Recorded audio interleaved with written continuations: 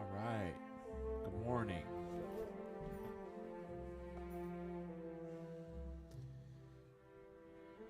Let's jump back into the draft I was doing yesterday.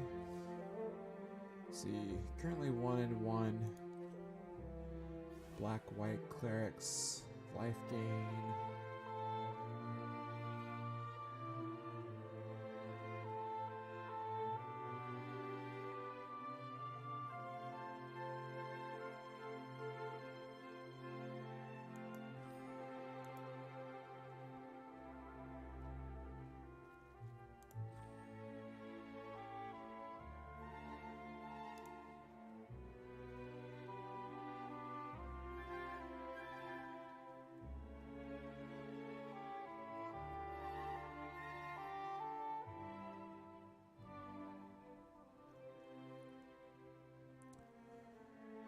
I don't think there's any changes I want to make before we go in to the next match here. Pretty much running exclusively clerics, which is good for aura. That's really the only reason that we're only running clerics. Yeah, definitely run the Archon over one of the other 3 drops. Maybe a protector. Oops.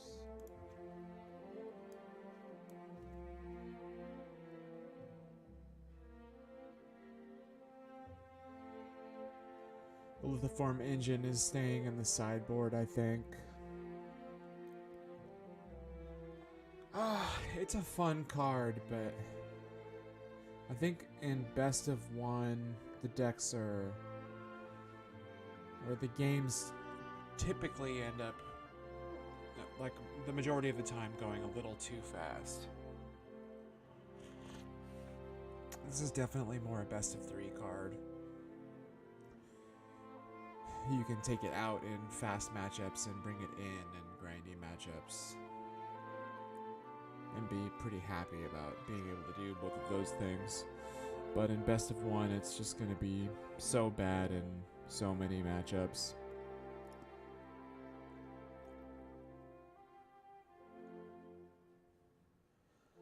And that's a idea that's kind of that I'm really taking to slowly. The difference between best of 1 draft and best of 3 draft. But I am trying to consider it.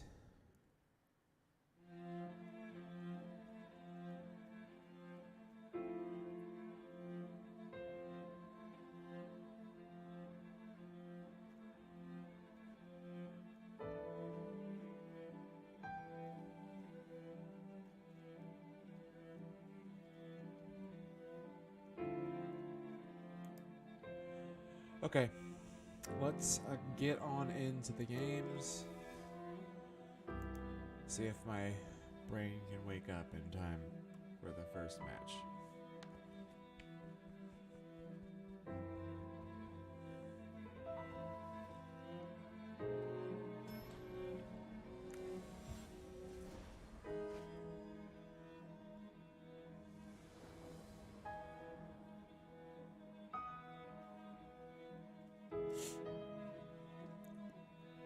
Alright.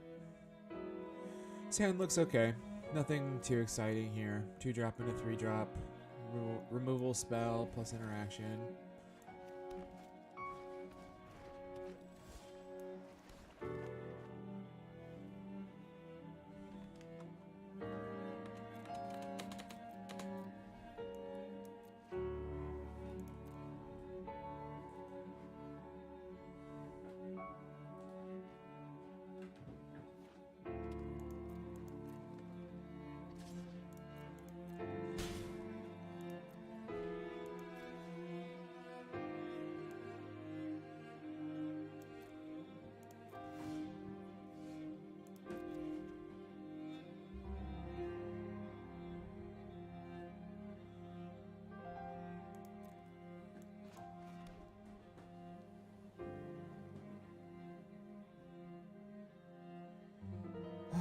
I feel like Rabid Bite is a pretty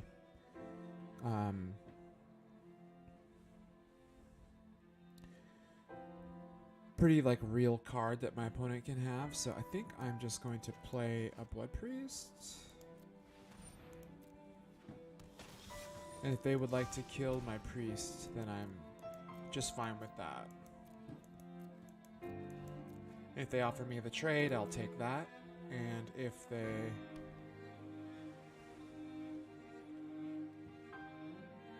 don't attack, then that's fine as well.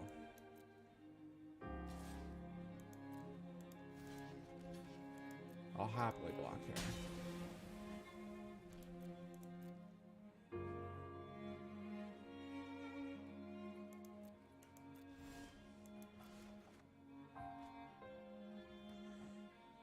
Okay, so that's 2 turns in a row. They pass with mana up. Last turn it was green, green. This turn it's green, green, blue.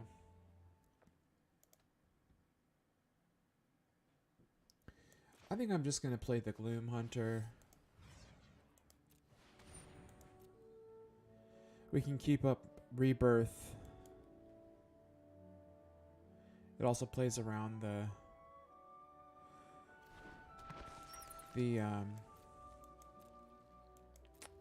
modal face, double face card that is a, you know, a force spike.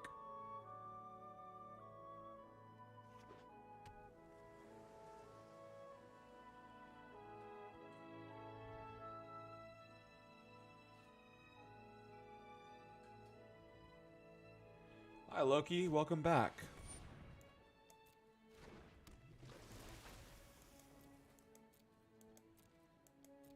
How are you doing today? We're just getting started here. First game of the day.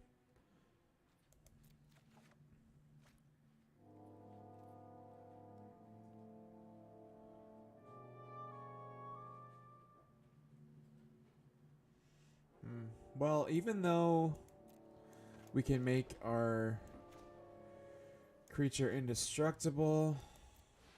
Oh no, this is draft. This is Zendikar, best of 1. Let's see. Well, we're not blocking. So we have an indestructible lifelinker. I don't want to block next turn, so I might as well gain 1 life from attacks. Even though they're likely gonna block. Which they do. As predicted. I still gain 1 life. Whereas by my next turn, I will not have blocked with the Diviner.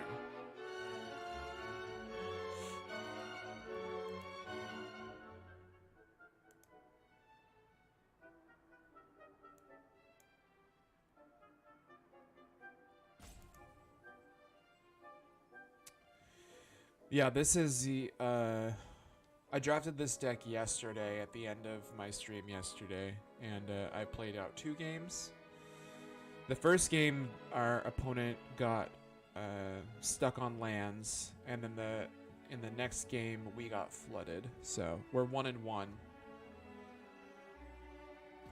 Oops. I'm not paying attention to what I'm doing right now. I'm still a little sleepy.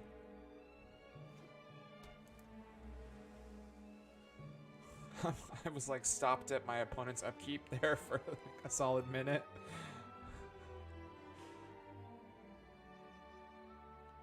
It is morning for me. Yes, indeed. Where are you watching from, Loki? Where are you hanging out? I'm on the west coast of California.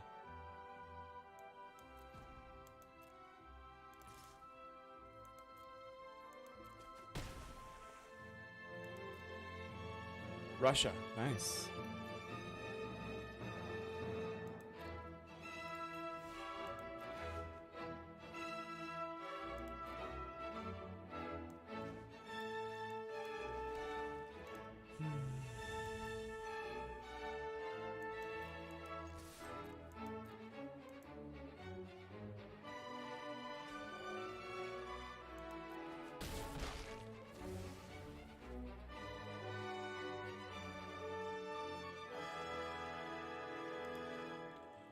So it's getting into the evening over there, I see. Gotcha.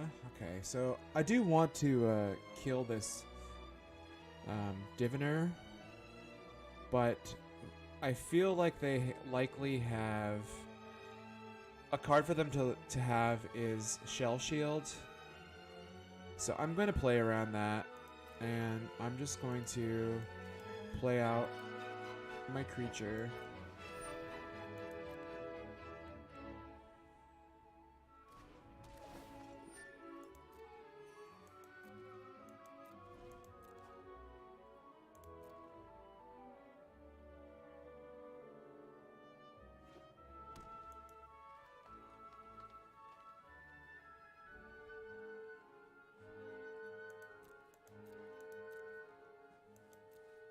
Oh, they do not attack. Interesting.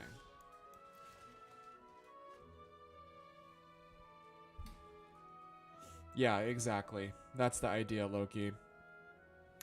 We don't have to play into their open mana. Our deck is not bad as far as late game. Should be able to do all right. I am just going to play out a Blood Priest here. And we're going to pass the turn. It's pretty interesting to me that they don't want to trade 3 damage for 2. You know, this is still them attacking with the flyer here. Still is a 1 point life swing for them. Even though I attack for 1 point of lifelink, they're still dealing me 1 essentially. So it's pretty interesting that they want to hold up back their flyer. Not sure what that means exactly right now.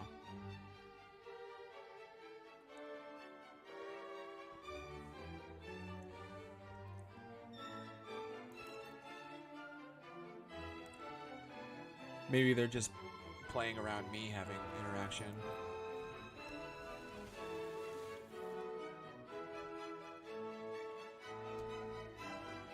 Oh, they have white in their deck.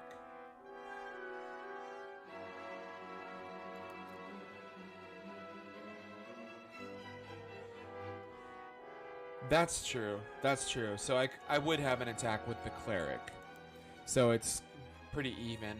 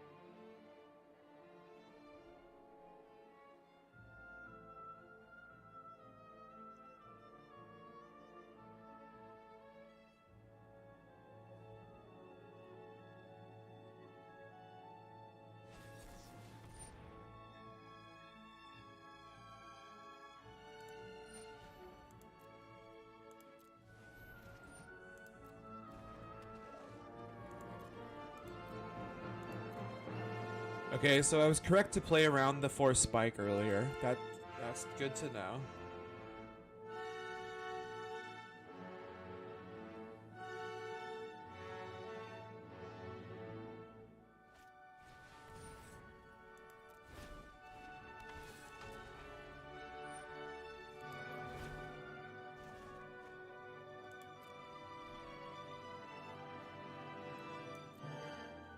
Yeah.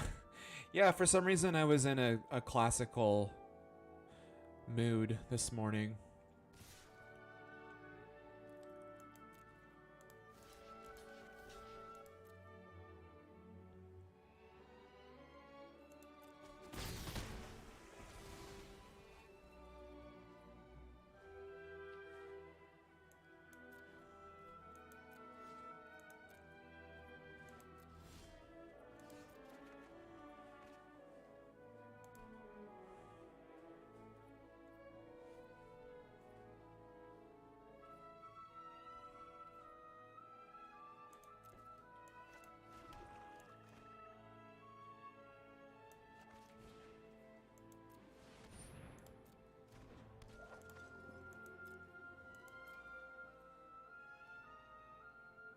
Uh, I believe I'm gonna hold back my creatures here.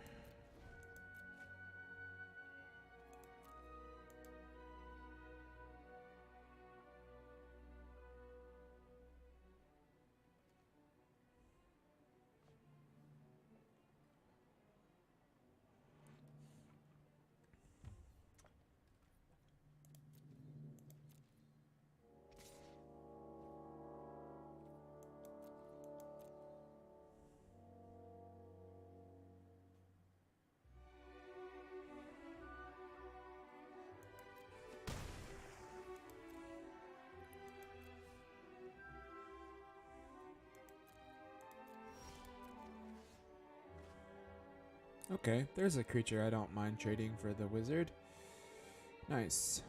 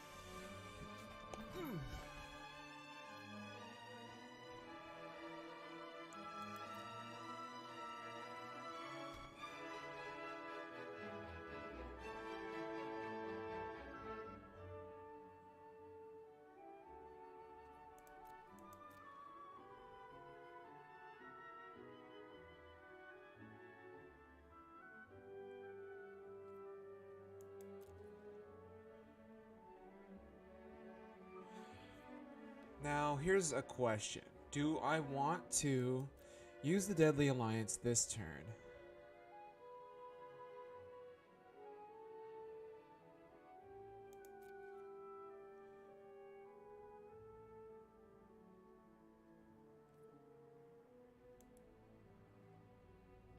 I don't think so.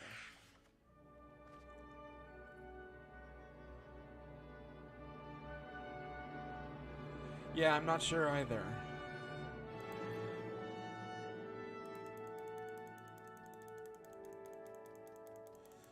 I want to kill their flyer, because I would like to start attacking with my other flyers. The problem is I don't want them to draw a card.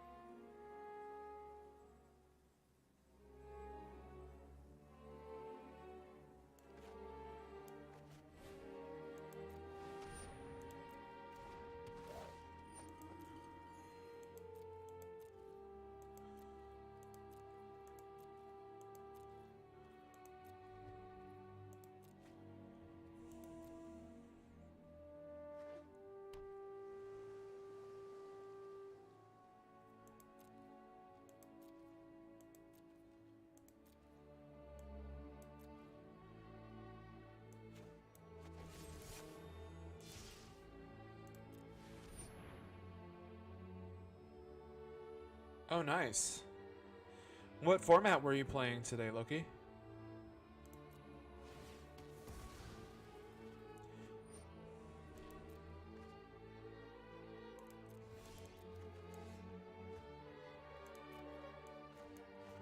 Here we go.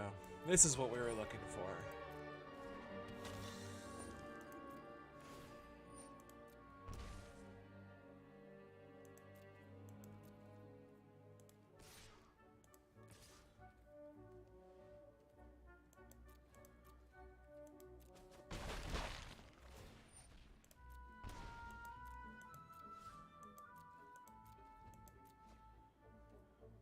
Do you like to play standard, or are you playing historic or brawl? What's your format of choice?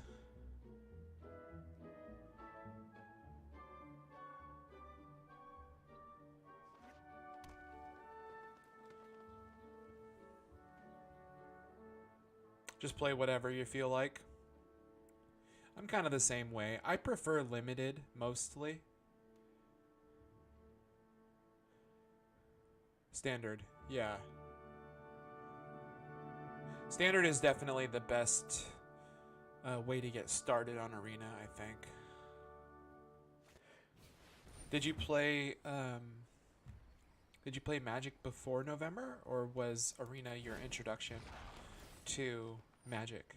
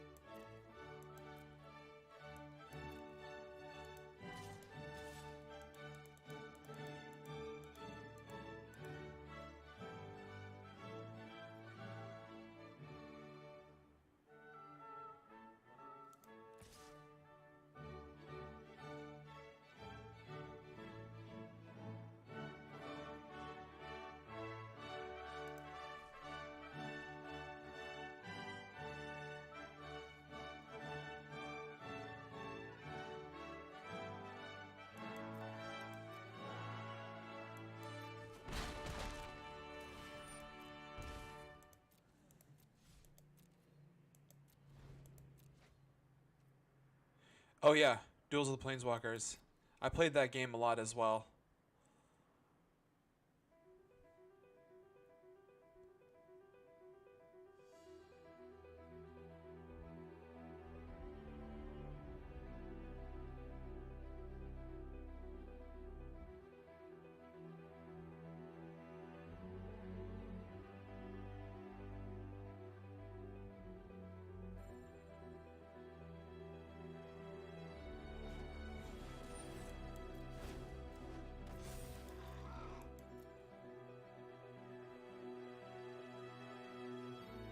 Sure.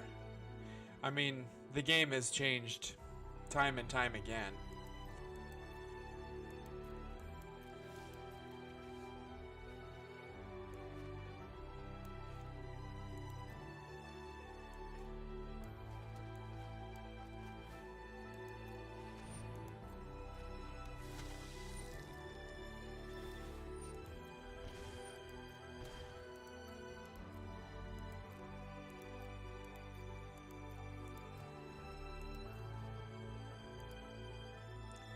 I think I may have had the win there. But I think I can also win next turn.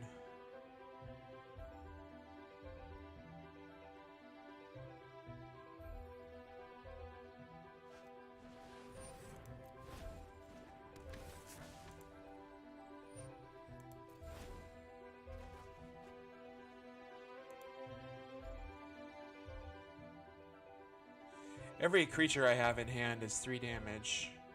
Or 2 damage.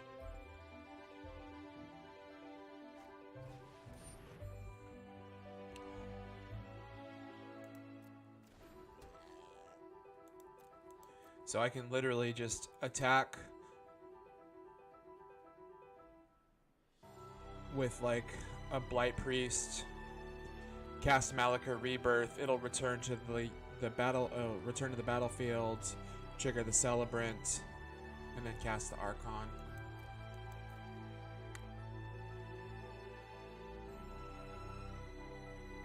That's good.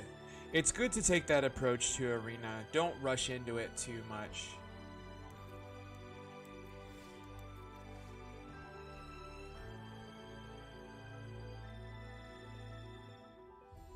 Yeah, we have the win in many different ways here. We'll just kill this.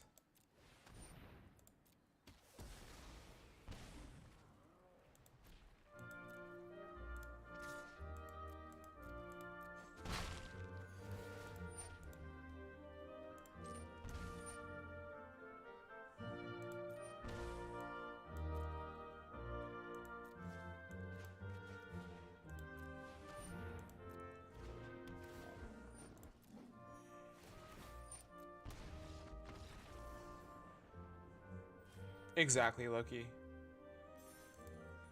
Yeah, there was many routes to victory there.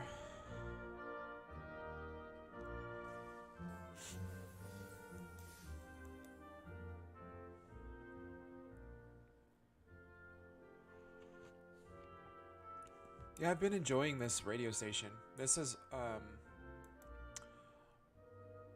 all how do I want to phrase it? This is all music that is owned by or has licensed by Streamlabs, streaming service.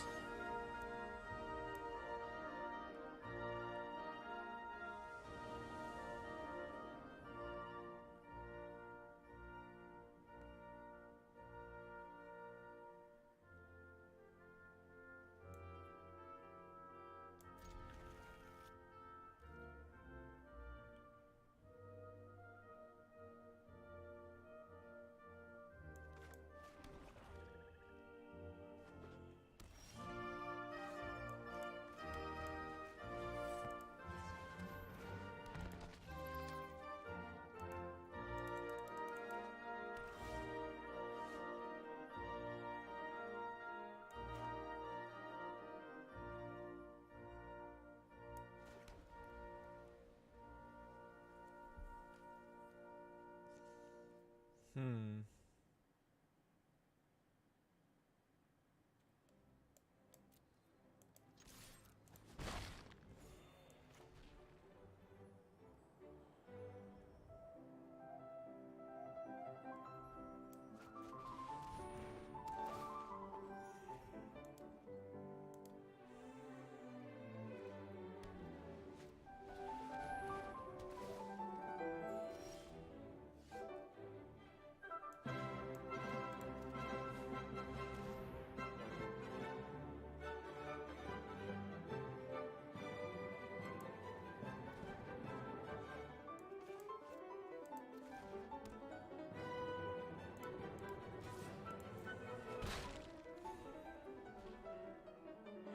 Yeah, I agree. I don't really like drafting with the bots.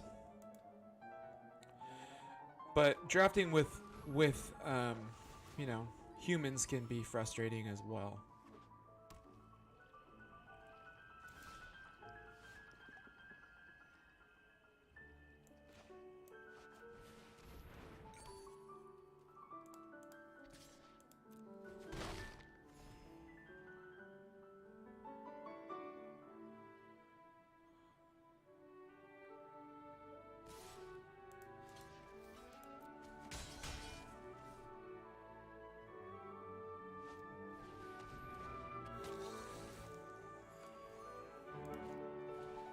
That's a nice one.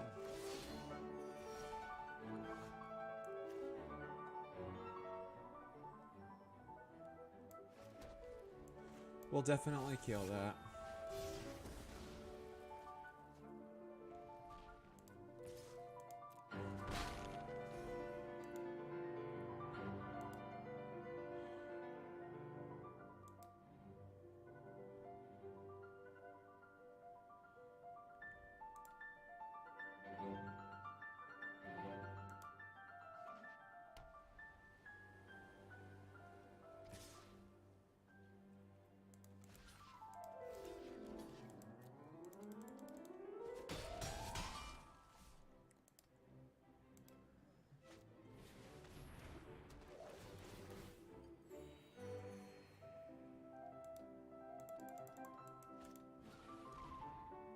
They're getting back their scavenger.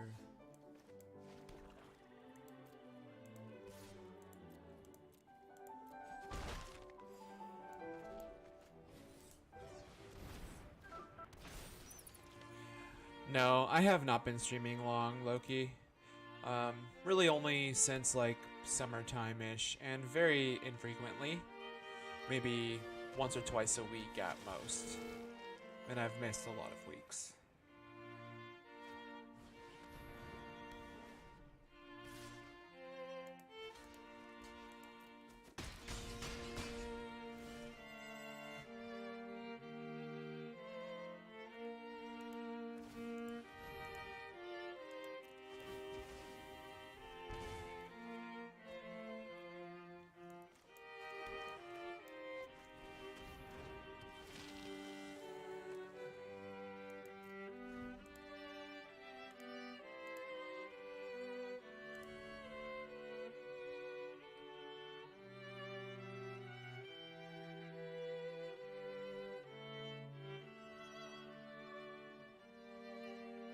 Yeah, this is a full-on mirror match.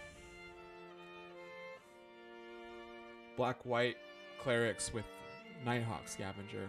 Hopefully they don't have a Mind Rot in hand. I'd like to trade off Scavengers.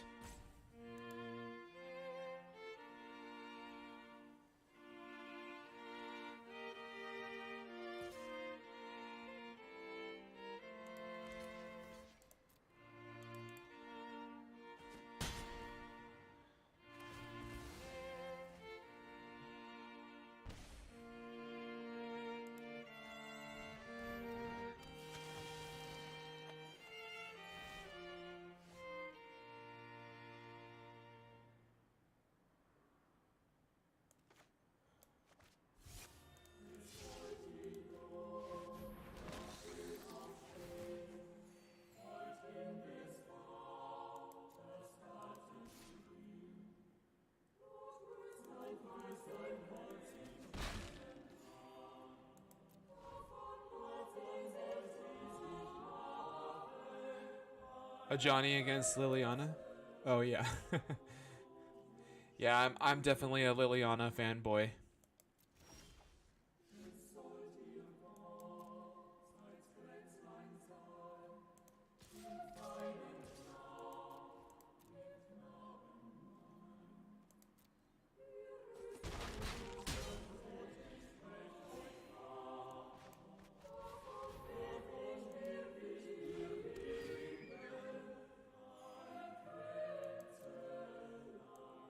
Yeah, we're looking pretty good. They have 3 core celebrants. They can gain a lot of life off of each creature. Yeah, see, and this Blight Priest is gonna do some work.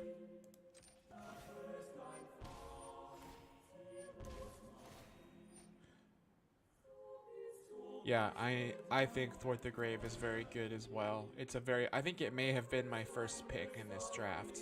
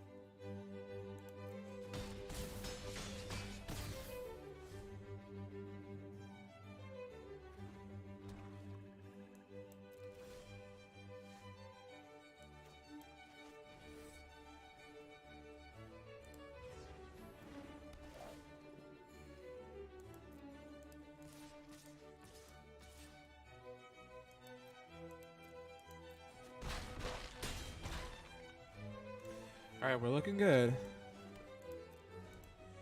We haven't drawn a spell in a while, but well, I guess we drew the cleric, that kite sail. I'm a little worried about something like a Makindi Stampede.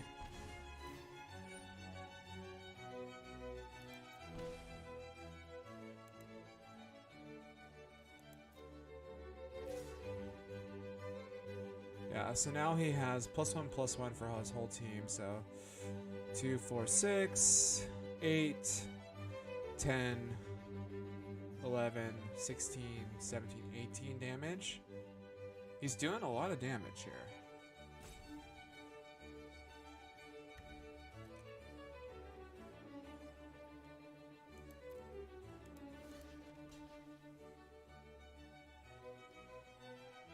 So we're taking 16.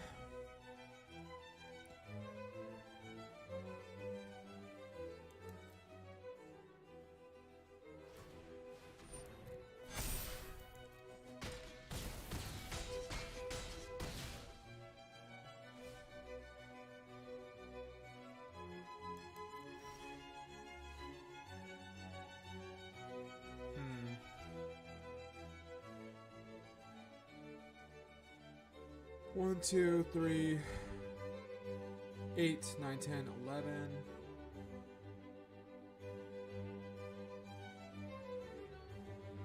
Yeah, I think I should probably kill the banneret.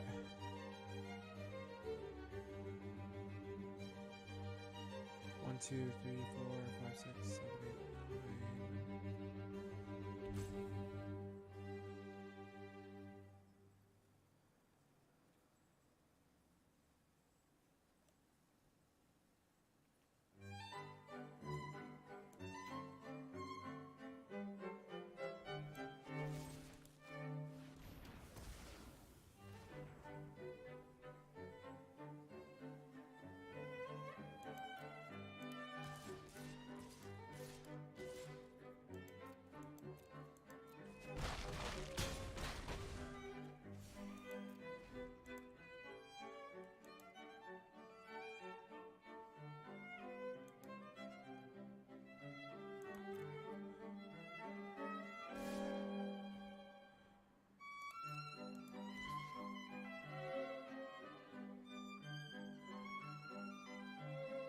So he's gonna gain 2. Gonna deal 3, 6, 7, 8, 9, 10, 11. Yeah, it's gonna be pretty hard for them to kill us here.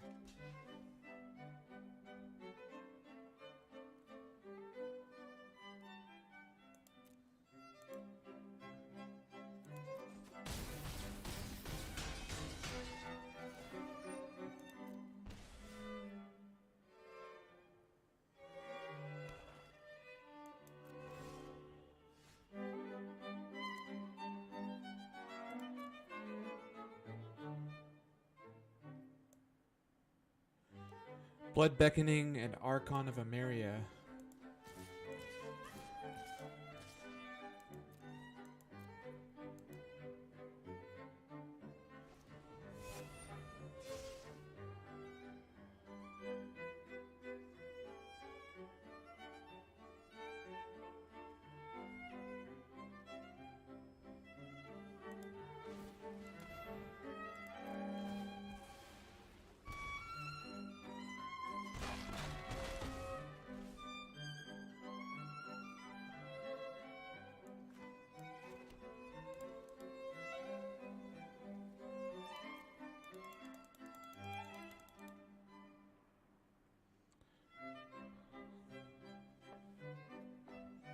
Okay, that was their last card. 2, 5, 8, 10, 11, 12, 13. They can deal me 13. Gain 2. If they don't draw anything, we win.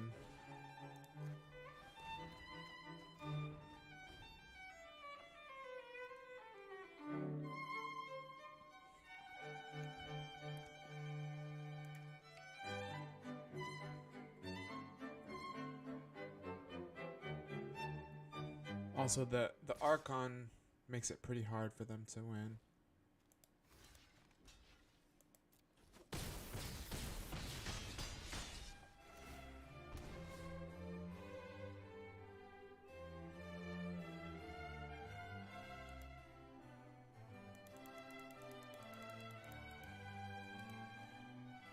I think we got it.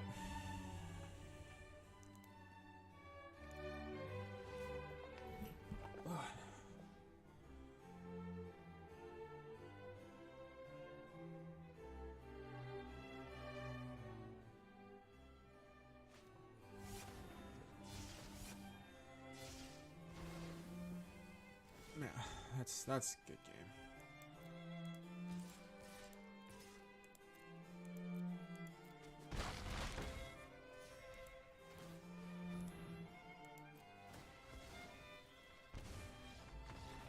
All right.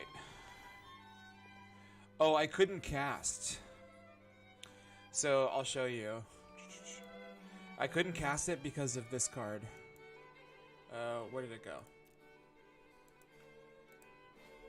So this is kind of a weird card. It's 2/3 flyer for 3, but it says each player can't cast more than one spell each turn. So I cast the Blood Beckoning and I got back the Scavenger, but then that was my one spell for the turn. Yeah. Yeah, you get it. That's why I was saying, like, oh, Blood Beckoning Archon combo. I was being facetious. It's not a good combo.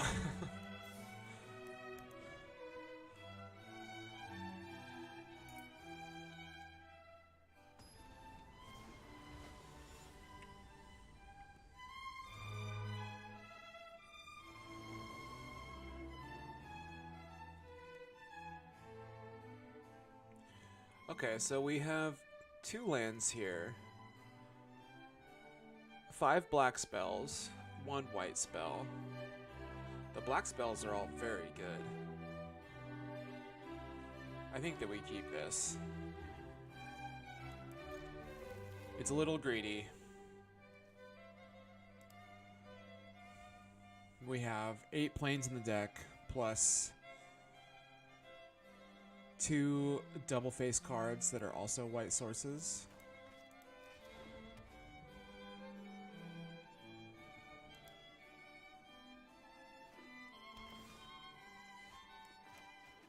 We could very well, I could very well get punished for this line. Yeah, I do too. We still have a, like a 25 to 30% chance to draw a land each turn, planes each turn. A higher percentage, obviously, to draw a land in general.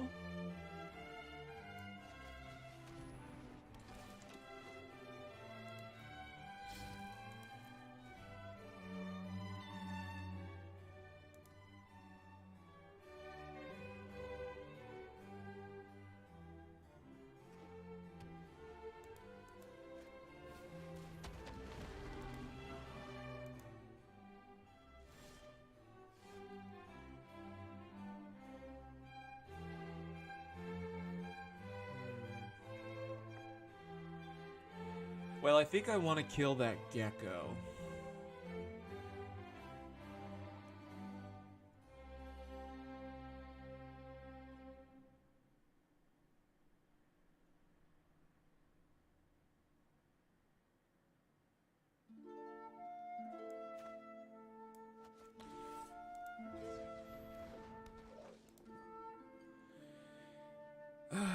The gecko is pretty obnoxious when it gets going. It makes their kick spells cheaper. White doesn't have a lot of kicker, but green has some good kicker cards. I'm just gonna kill it. Maybe I should have attacked first and just seen what their... I don't think I want to attack with the Angel Heart here.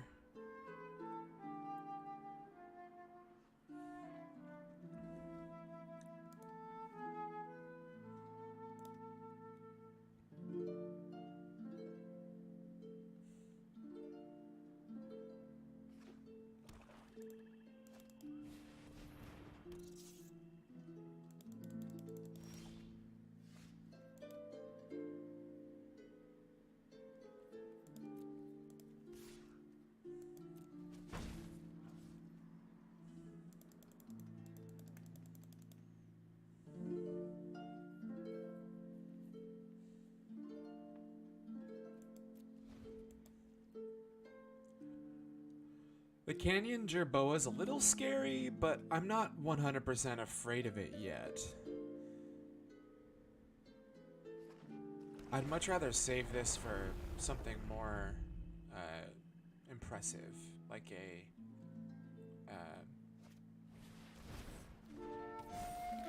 yeah, well, that will work.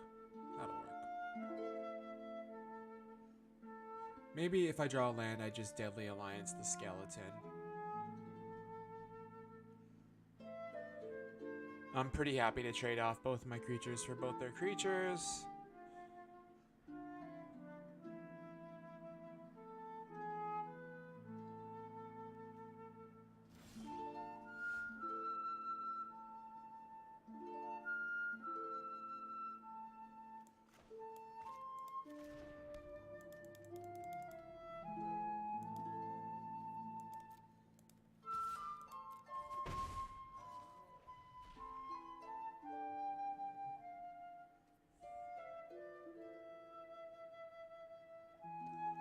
There's a good chance they can just draw the skeleton again if they are splashing this card, which it certainly seems like they are. They may have multiple ways to get back the skeleton, but I think we should just kill it.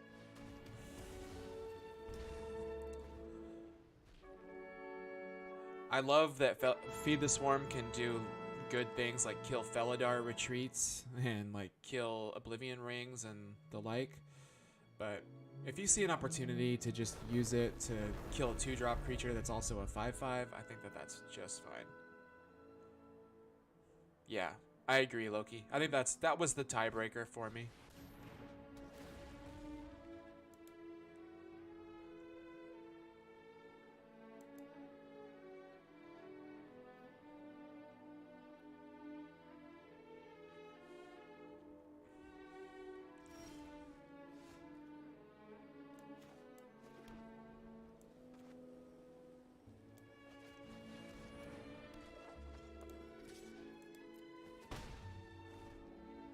Yes, exactly. Exactly. I definitely don't want to feed the Swarm a Kazandu Stomper. That's a lot of damage.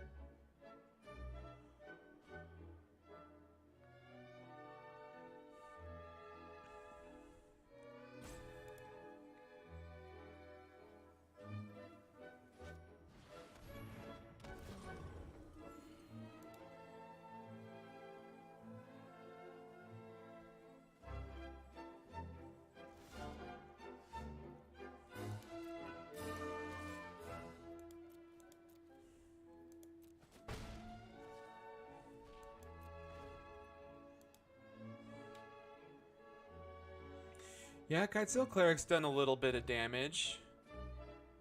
Have they gained any life? They've gained 3 life. So it's done 6 damage.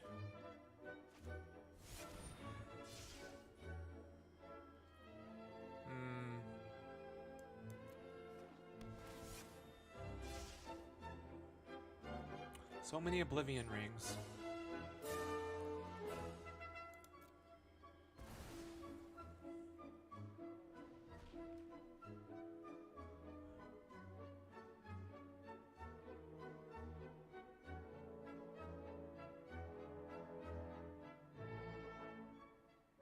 It is a long time before Kitesail Cleric will go the distance. No, we only have the 2 Feed the Swarms.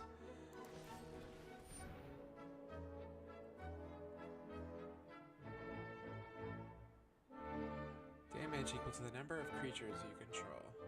Wow. They've got some removal in their deck. I guess I just killed a turn Timber Ascetic. Well, we need to draw some stuff here.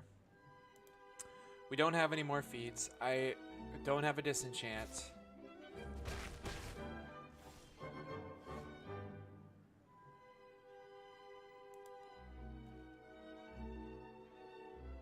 I have some cards that do some things.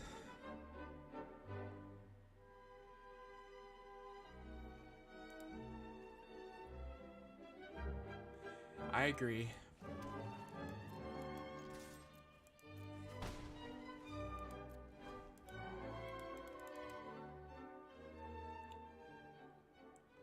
I probably should have upkeeped this Kabira takedown.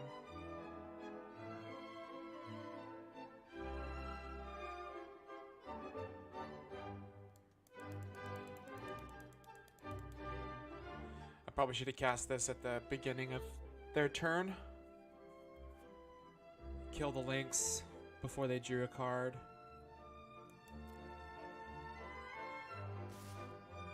I do think I'm gonna take 2 damage here and try to do it at the end of the turn.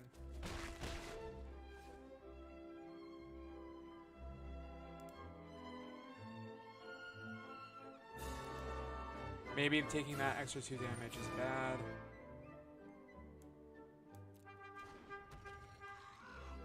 Wow, they didn't kick it. Oh, it's kicker 4.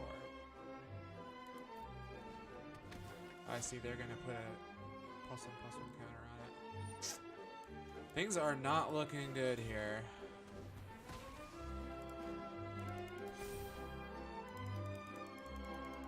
Wow, and they get their skeleton back.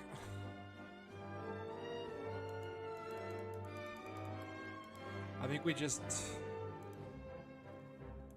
I think I maybe I must have made a mistake at some point.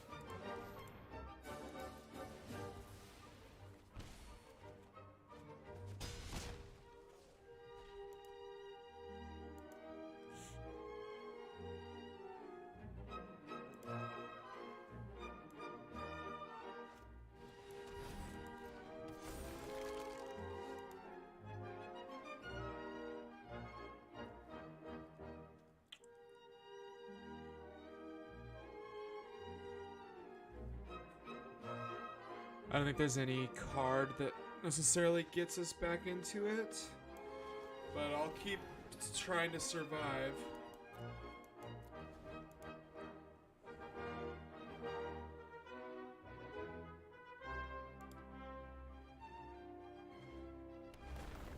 I think land kills us. Yeah, land kills us.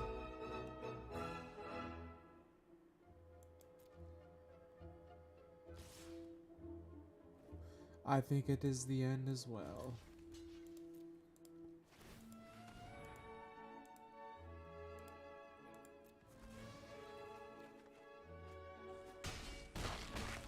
Too many lands. Such is life.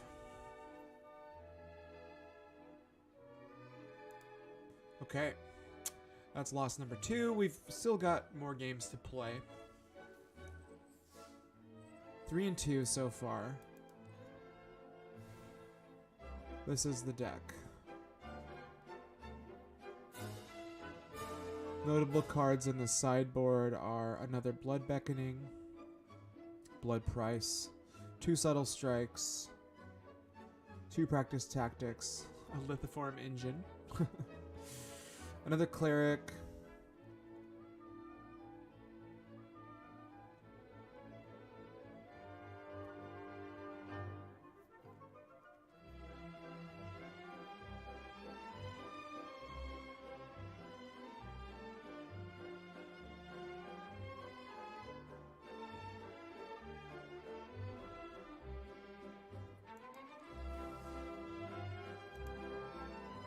I like the deck in general.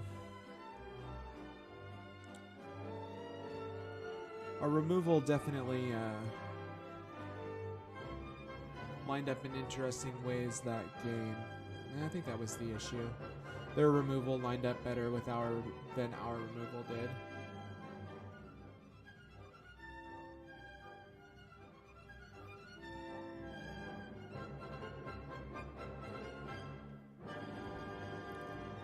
I did have to double block the Kazandu Stomper. Maybe if I didn't double block the Stomper, I would have been in a better spot.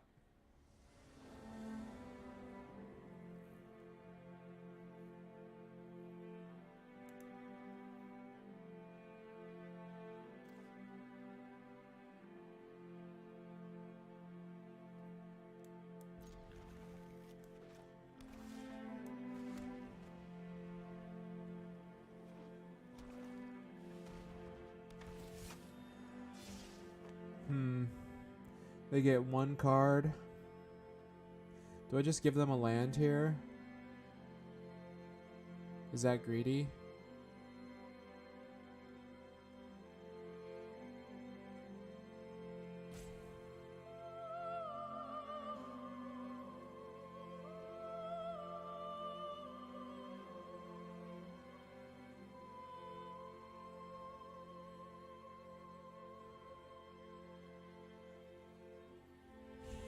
You think the 3-drop?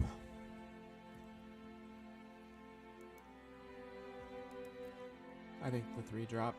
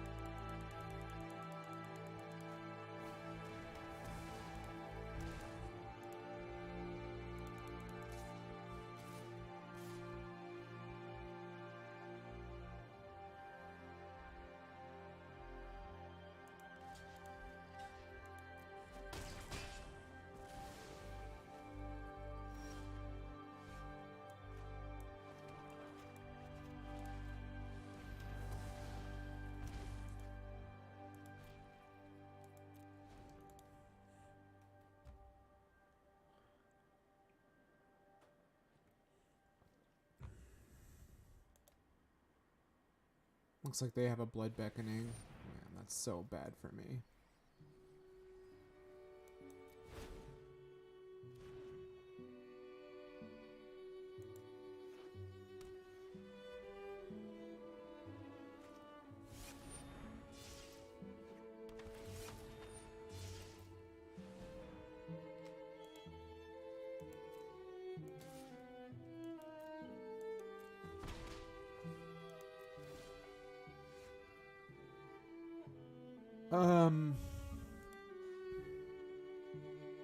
I'm not sure.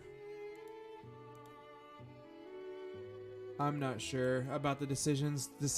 A lot of the decisions I've made this game, I think were pretty 50%.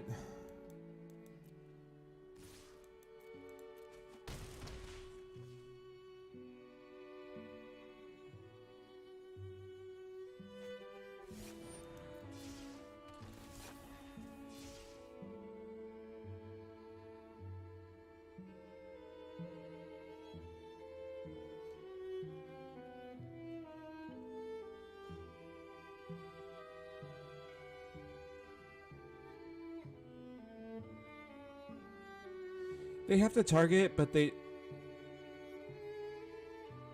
Oh yeah, it's a must.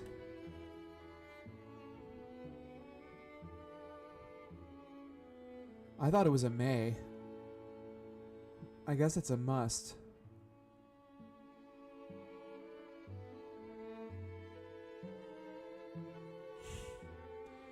Well, I still don't think we have a very good chance of winning here, even though our opponent just tapped 4 mana and put a creature in the graveyard.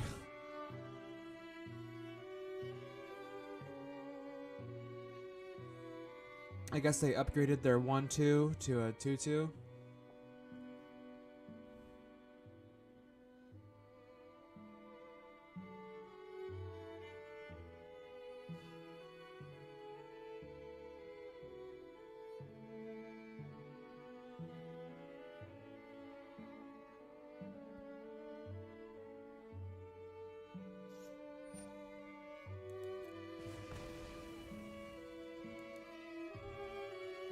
I still think that we...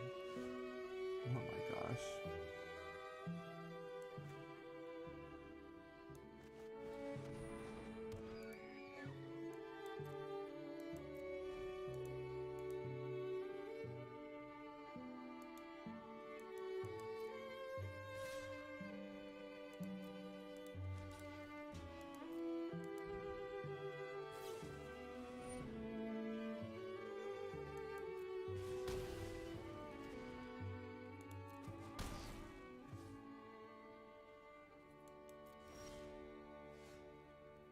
Okay, GG.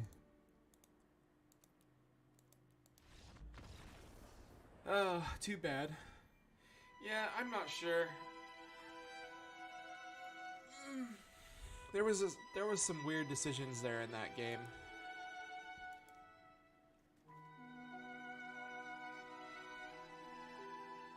Maybe we should have pitched a land to the Ravenous Rats when we originally discarded a 3-drop.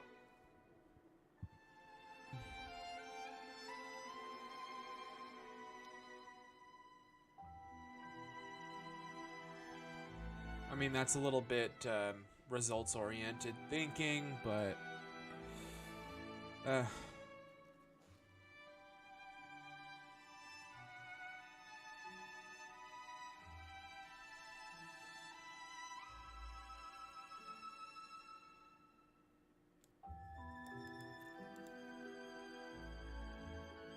Their hand was removal spell, 3 party members. And they did that twice with Blood Beckoning. So, their hand was good. It would have... No. That was not bad advice, Loki. I think that strategically that was the correct play to make.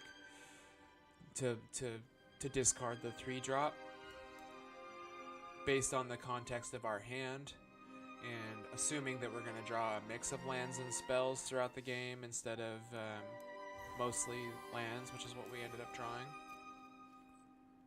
No, I don't think that that's bad advice. Like I was saying, it's a bit results oriented to say like, oh, we should have discarded the land because we drew more lands. You know, we didn't know we were going to draw more lands.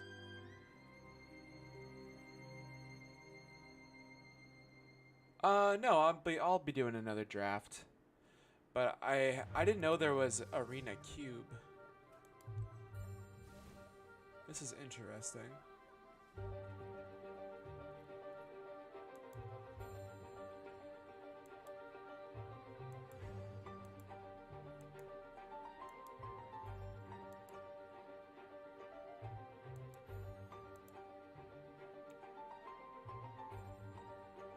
Yeah, most cubes don't let you keep the cards.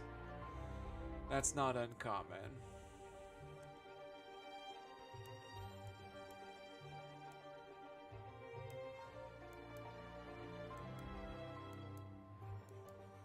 Alright, well, I'd like to try a cube draft.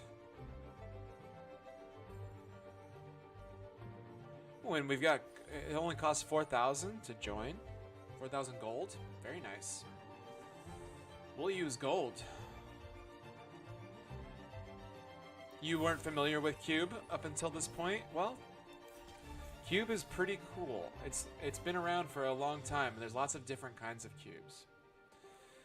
There's Pauper Cubes, which uses just commons and uncommons. There are... Yeah, this is a best of 3. I should change my stream title, I guess.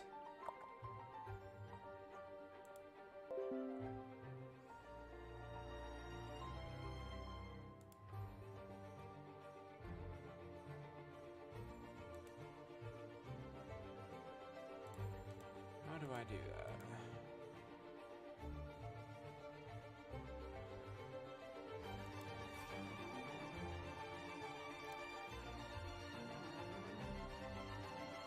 Oh, there are 2 cubes. I didn't notice.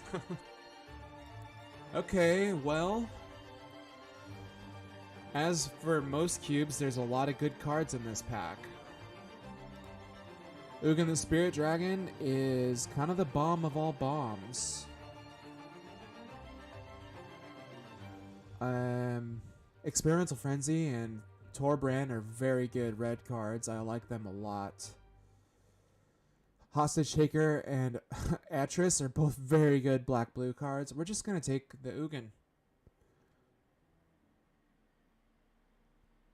Oh, you don't know how... Yeah, I know. Well, we've got a mix of very powerful cards, very efficient removal spells, and mana fixing. Yeah, Ugin is a very good card, and it's a very good place to start a draft. From there, well, there's Shark Typhoon, which is a very versatile card. Goes well into an Ugin type deck. I think that's where I'm going to lean towards. Brazen Borrower is also very efficient, very, good interaction plus creature. Karuga, all deck contains converted mana cost 3 or greater.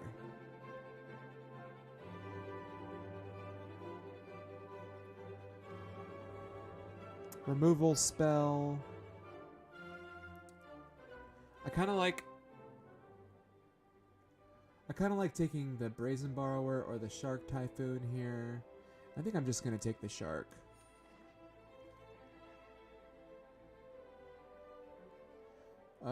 This is a good colorless kind of option.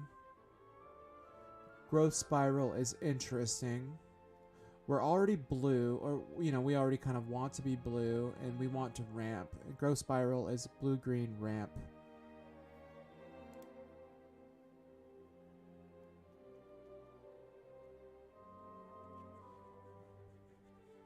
Cathar's Crusade is pretty powerful. Very expensive for what it is, but it's very powerful.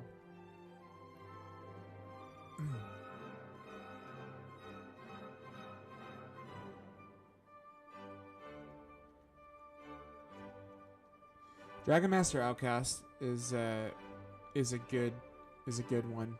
It's a 1-mana 1/1. If you control 6 or more lands, you make a 5/5.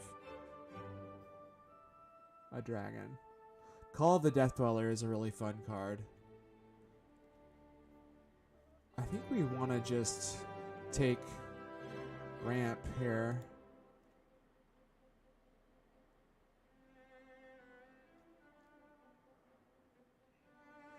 Jace, Wielder of Mysteries is a draw engine. I think we just want the Incubation Druid. Chart a Course is good. Prophetic Prism. I always like dual lands. Fetid Pools would be nice. But yeah, I think we are looking to ramp. Incubation Druid is a nice ramp creature because it can become a 3/5 later in the game.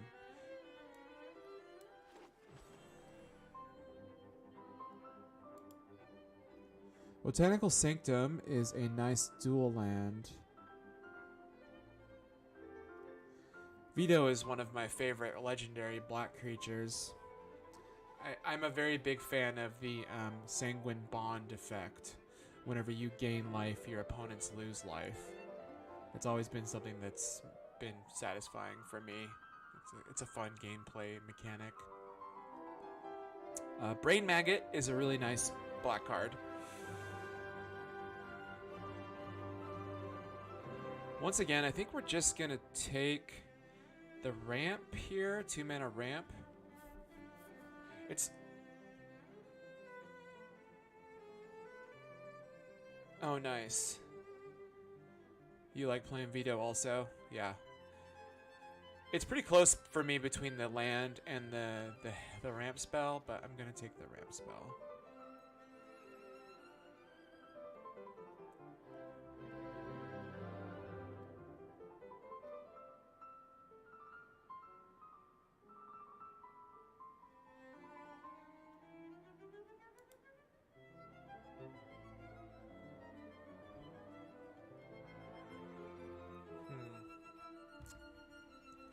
This is an interesting pick. Perilous Mirror is nice because it blocks well. The lands are also interesting to me. I like both of these green lands, Stomping Ground and Temple Garden. We don't have any red cards yet, so Temple Ground is not, or Stomping Ground is not necessary. But it does enable the splashes when you start taking fixing. I'm just going to take the Perilous Mirror. Like I said, it's a good blocker. Great Henge. Reclamation Sage is a nice creature. Yeah, Henge is good, but it's a lot better in kind of mid-range green creature decks, where you're playing 4-mana 4/4s and 5-mana 6/6s and that type of thing to make the cost cheaper. Whereas what we want to be doing is playing 2-mana 0/2s, and 2-mana 0/2s don't help you cast Great Henge.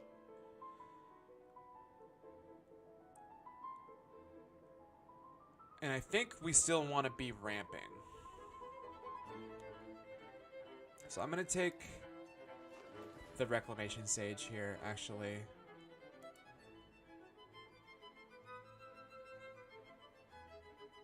Harmonious Archon. Interesting. Deemworthy is a nice one. 5 mana, deal 7 damage to a creature, or you can cycle it for 4 and deal 2. Definitely like pretty good removal spell. We're just gonna take ramp again. Bolus or Domri isn't bad. It really only ramps into creature spell, or no, it's not. But it's kind of creature centric. Spring is a ramp spell that. Oh, we're gonna take Hostage Taker here. Hostage Taker is great. Man, it's a very good payoff for having a lot of mana. If you can cast Hostage Taker and cast the spell that you took with Hostage Taker in the same turn, that's very powerful. So we're just going to take that. And try to take some...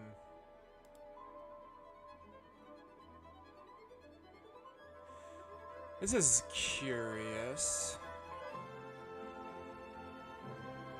We could take the Karuga, or take the 4-mana 4/4, or take the first of Rowing Games, or take the Field of the Dead.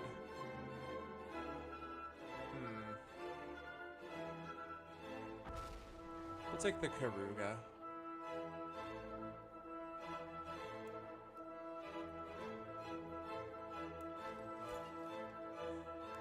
Oh, we're oh, there's a Prophetic Prism here.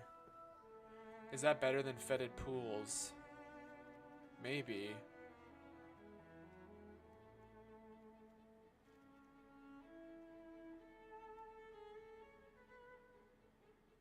I think I want the Fetid Pools more.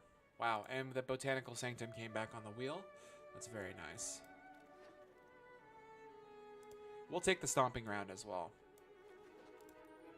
This is what the deck looks like at the moment. Wow, and the Sheltered Thicket. We got 2 green lands on the wheel.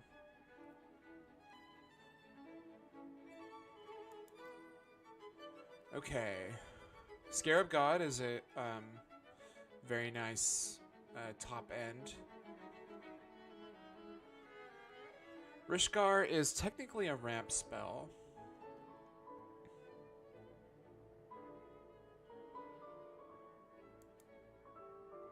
I think we're just going to take the Gargaroth here. Gargaroth is very good at holding down the ground. 5 mana, 6/6, Vigilance, Reach, Trample. When it attacks or blocks, you get to do something gross.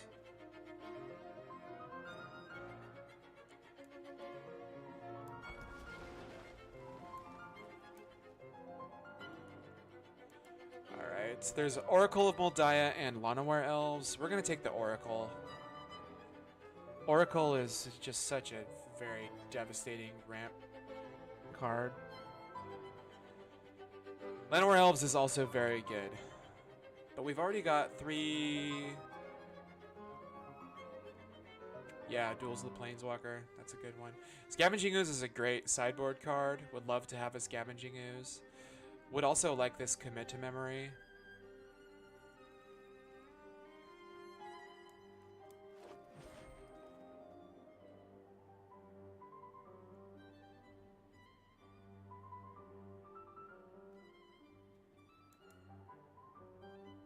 It's very close here for me between Solemn Simulacrum and Hinterland Harbor.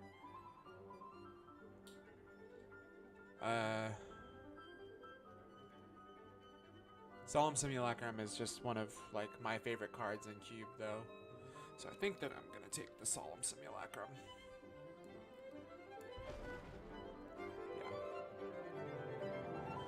Yeah. Alright, Breeding Pool is the best blue-green dual land, so I'm just going to take a Breeding Pool and be pretty happy about it. Lake Claim is really nice. 7 mana, you control enchanted permanent. That goes for any permanent on the battlefield.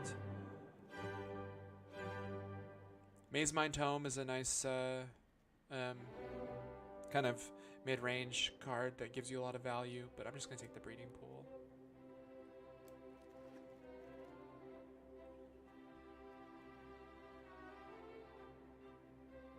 There is a chance that the land wheels, but Breeding Pool is just hands down the best land for our deck, and I don't want to miss it.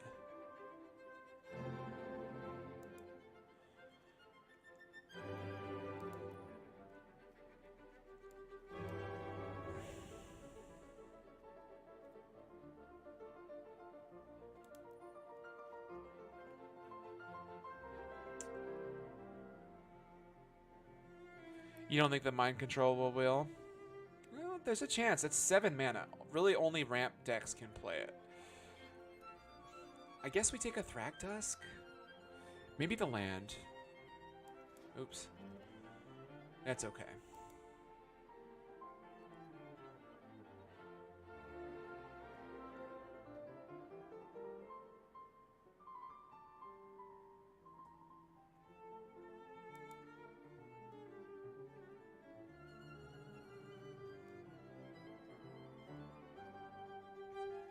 We'll put the Thragtusk on the sideboard. I kind of wish I had the land now. Mirari's Wake is interesting. For me, here it's between the Evolving Wilds and the Escape to the Wilds. You like the inscriptions? I do too. I'm not planning on playing a lot of... there's lots of good cards for us here. Kiora is a ramp spell. Temple of Mystery is a great land. Overgrown Tomb is a great land. Florahedron is a very versatile ramp spell plus land. So far we have a blue-black land. I think I want to take a black-green land.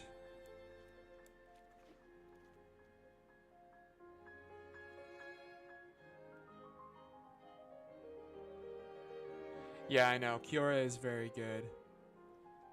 I'm going to take the draw spell here. Instant speed draw spell is nice.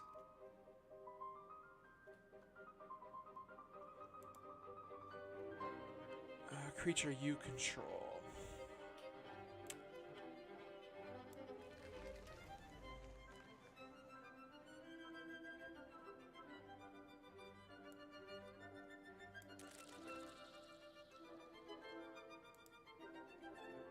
I will take an Into the Royal. Hey, look at that. It's pretty close actually between the Cloud Blazer and the Lake Claim. Yorion's also a consideration here. Yorion's a 5-mana 4/5 that can blink some of our permanents. Oops, well, we got something. I don't remember. I don't know what we got. Oh, we got the Lake Claim.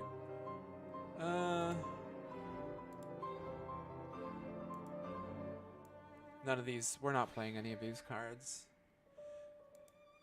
There's the Inscription. And there's a Mirari's Wake as well. I don't think we need the Mirari's Wake. We're not quite... Wow. Last pick Temple of Mystery is... I'm very happy to get.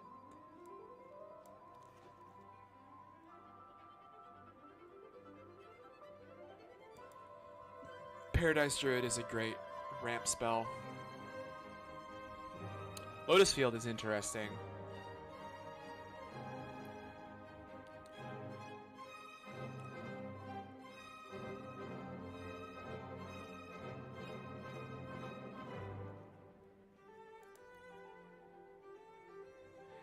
No, you're still... The thing with Cube is you start to recognize patterns. Like, I definitely want to take the Watery Grave here, but Paradise Druid is just one of the best ramp spells in the game. Yeah, Lithoform Engine could definitely be good. Definitely a good ramp payoff. But I don't think I want to take it very early. It's something that I would consider later in the draft.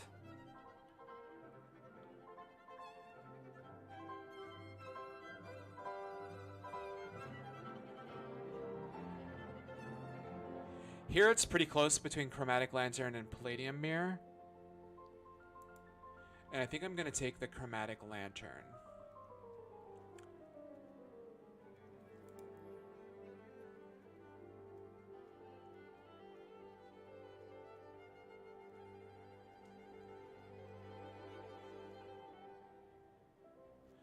I do have a fair amount of fixing and ramp.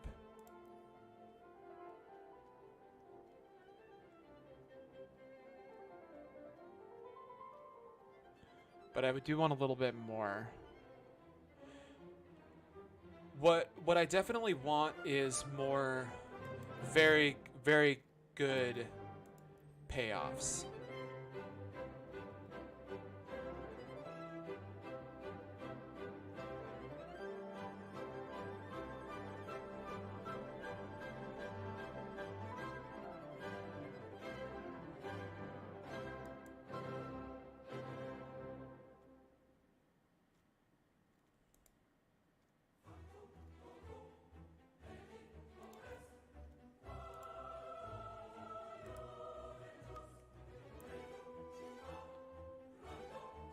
Exactly. Expensive I win cards. Actually, I think what I'm going to take is the Assassin's Trophy here. It's pretty close between the Triome, the Assassin's Trophy, and the Midnight Clock, but Assassin's Trophy is just too good of interaction to pass.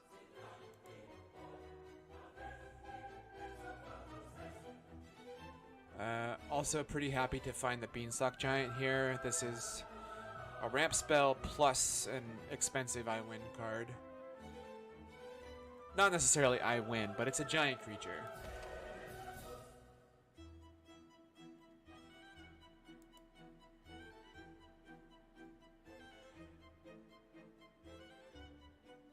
You don't like the clock?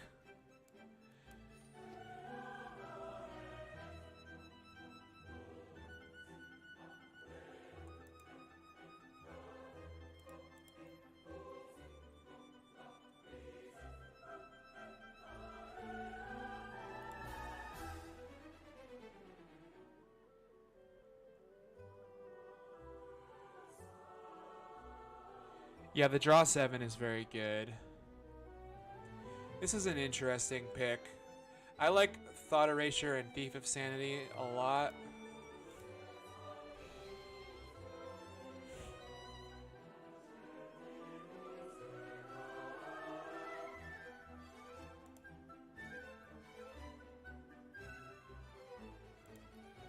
What instance do we have? Into the Royal, Sublime Epiphany.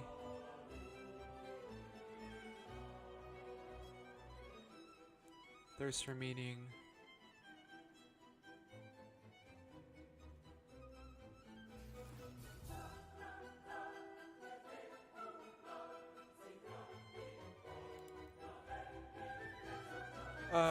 Let's see.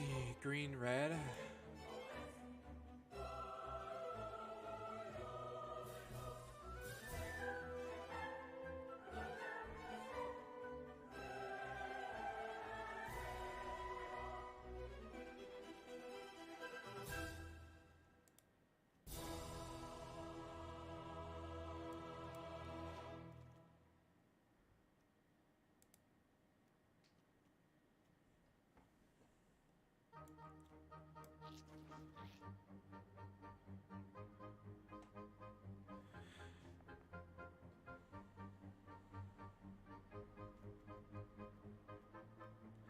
Yeah, the draw 7 is just very powerful, especially in a ramp deck. You know, you typically spend a lot of resources to build your mana base.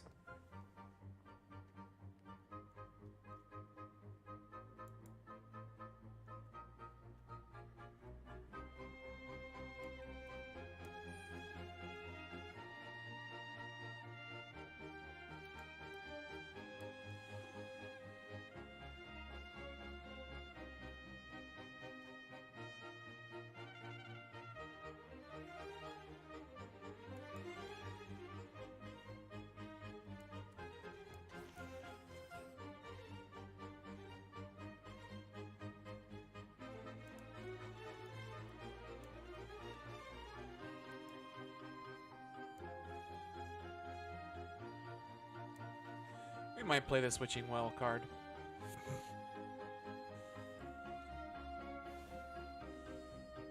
Okay, let's take a look at what we have so far.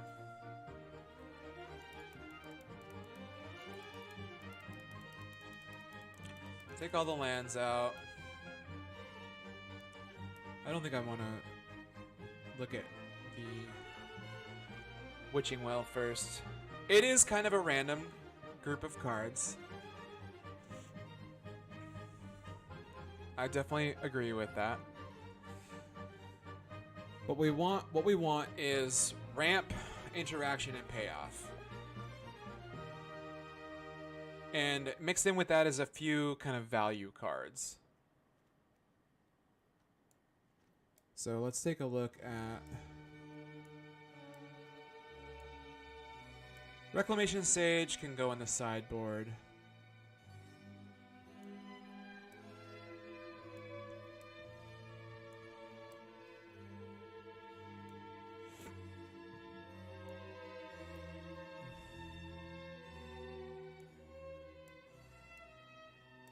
So this is our ramp package here.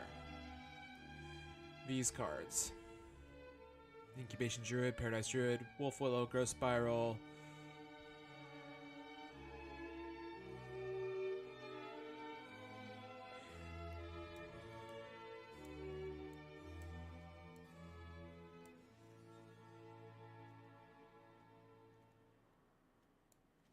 Oh, and fertile footsteps.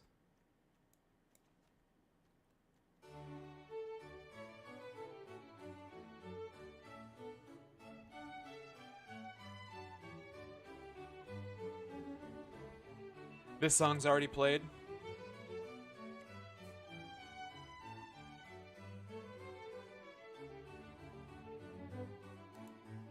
But we can skip.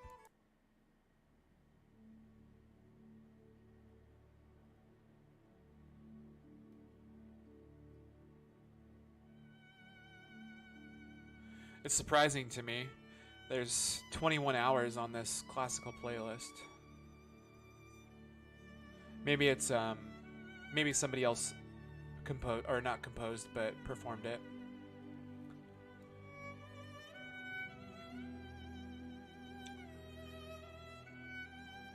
Okay, so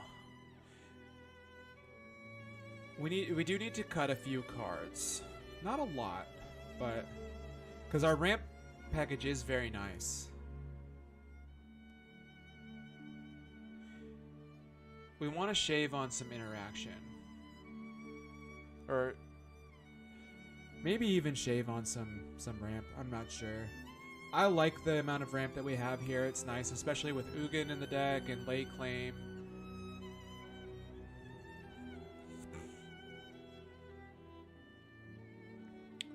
maybe we take the Thief of Sanity out. I don't think the Inscription fits our game plan very well.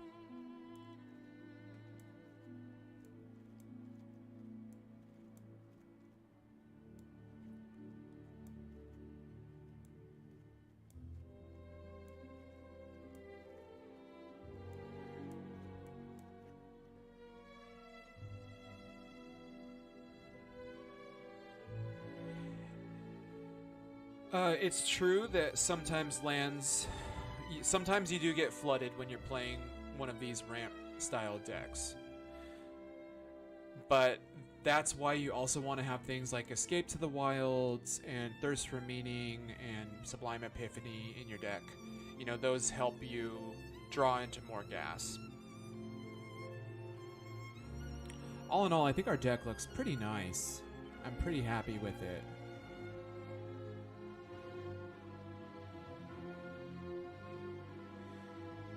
There's a couple options like the Thragtusk and the Reclamation Sage are good sideboard cards, but they're also potentially good main deck cards. But we are playing best of 3, so we'll bring those in if we need them. I would say in general, Reclamation Sage is the better main deck card because it's faster. So you can play it as a 3-drop to block if you need.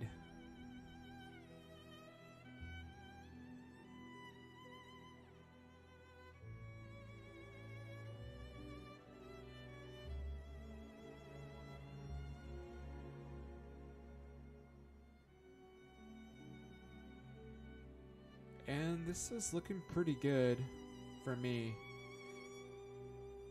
Maybe add one more spell.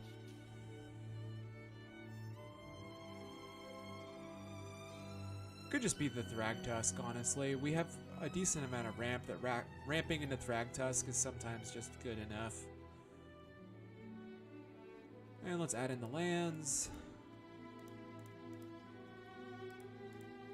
Oops, not the temple.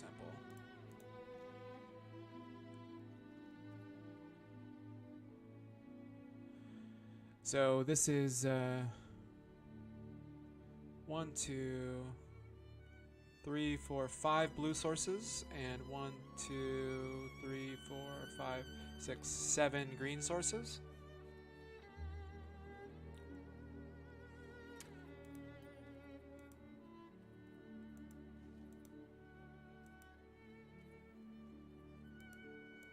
Let's add in one of each basic land and see where we go from there.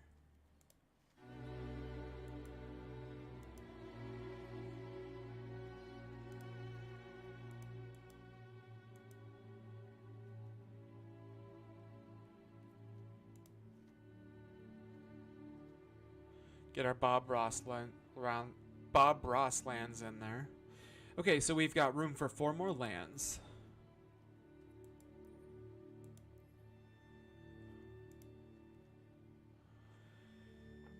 Let's count. Uh-oh. Time to charge the keyboard.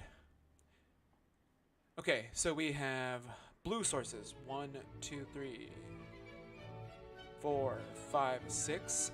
We definitely want more blue sources. Black sources. 1, 2, 3, 4.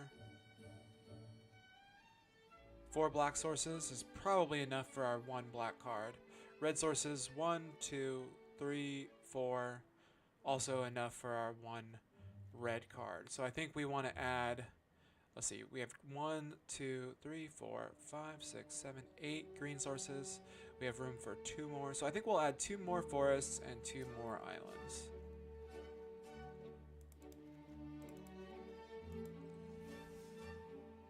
Oops, let's take a look here.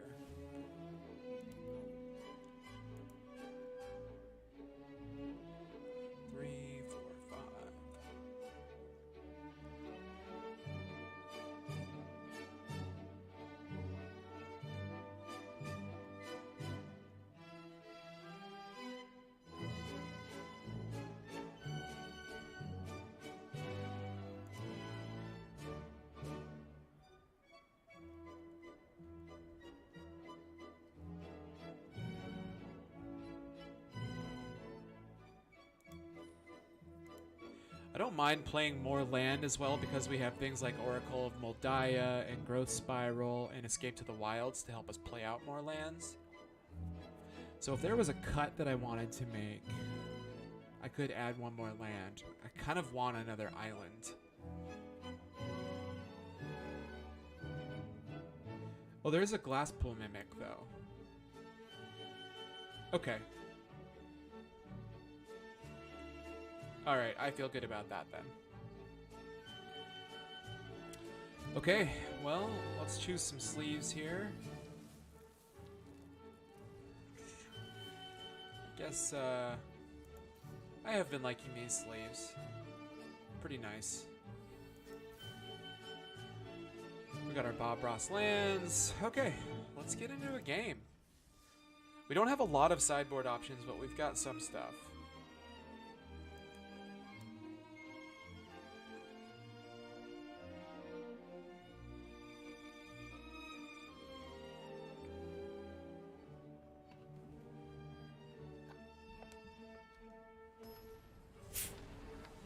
You only have the default sleeves. You'll end up getting more.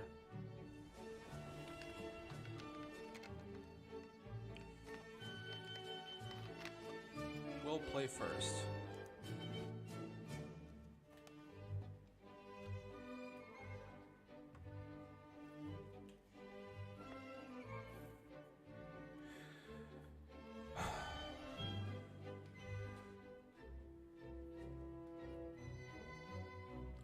This is an interesting hand. I think since we're on the play, we'll keep. We may get run over by an aggro deck here. I wish we had a 2-mana ramp spell. We have quite a few 2-mana ramp spells in our deck.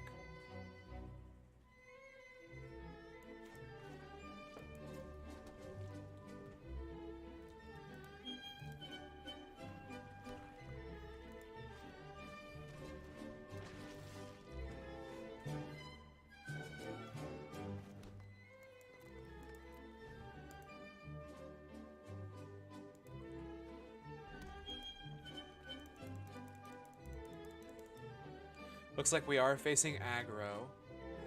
Black, red. Oh, they're making a zombie? Okay. I think we're going to cycle here.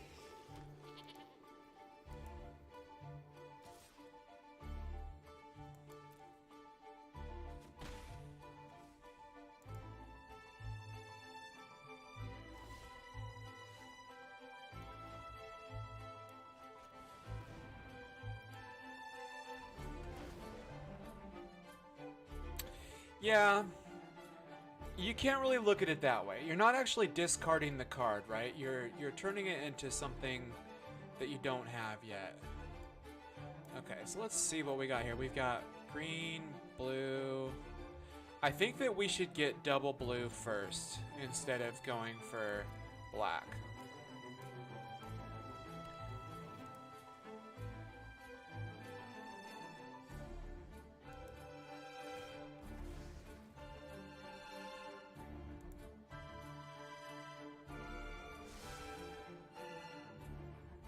Sure, yeah, the late claim may be good in this matchup, but again, it might not be good. You know, maybe they're playing a bunch of, you know, just cheap creatures. Like, paying 7 mana to steal just a 2-drop or 3-drop isn't necessarily that great.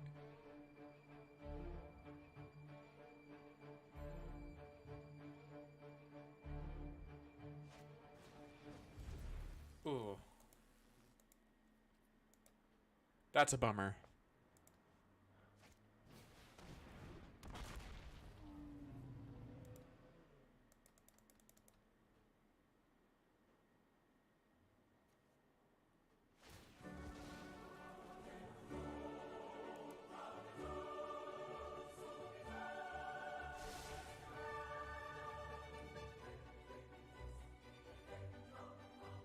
Oh yeah, cycling is a huge part of Ikoria draft. Actually, the cycling deck is my favorite deck to draft in that format.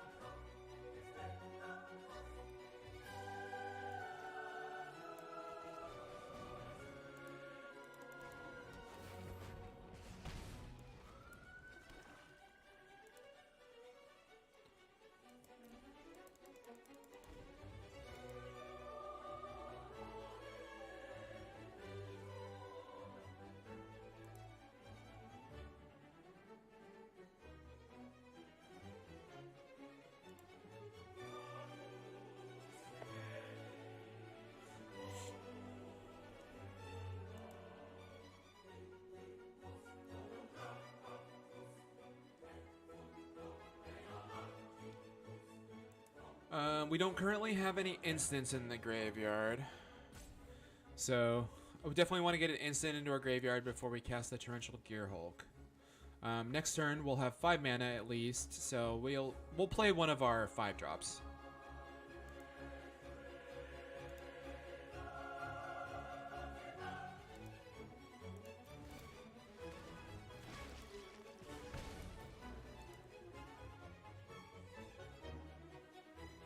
We can't gain life.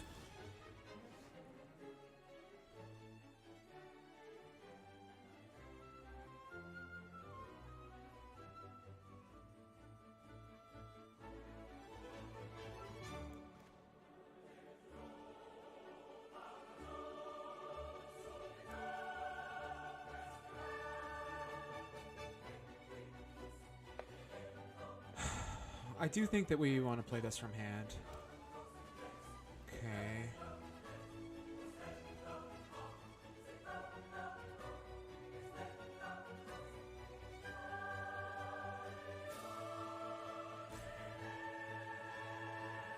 I do want to kill the rampaging Ferocidon, and I might just do that this turn.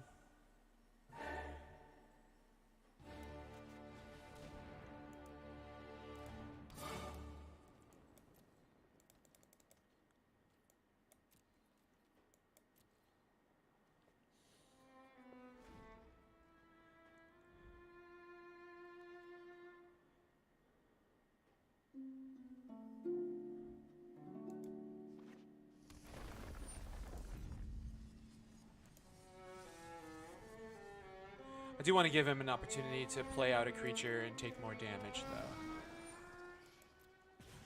Give them that opportunity.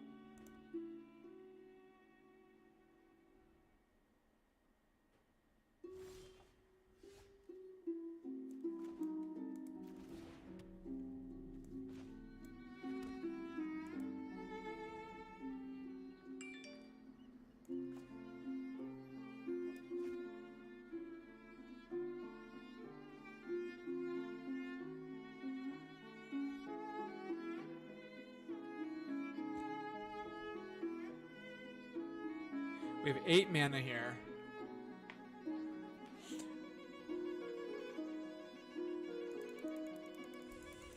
I think we might just Growth Spiral plus cast Torrential Gearhulk.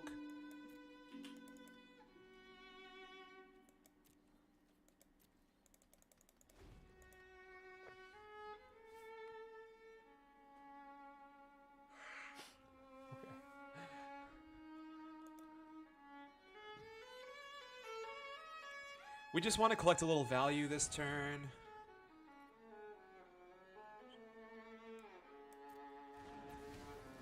Okay. Alright, that's pretty good.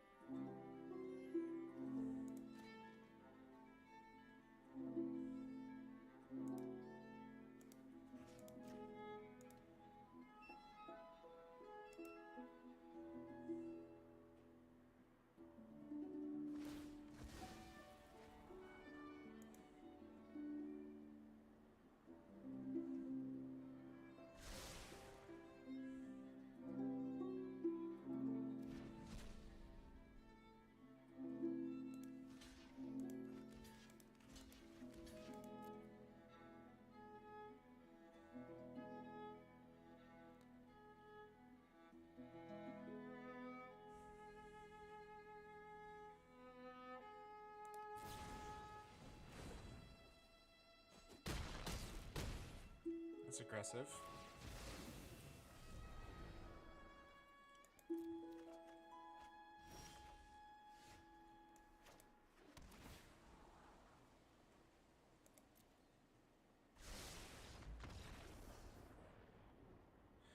Okay, let's take a look at what they have going on here.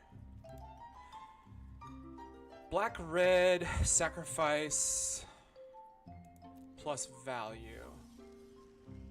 Rimrock Knight, Crypt Breaker.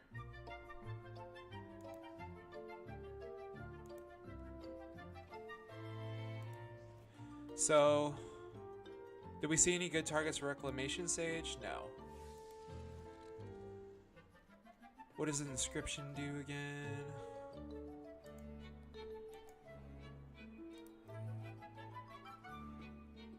Gain X life.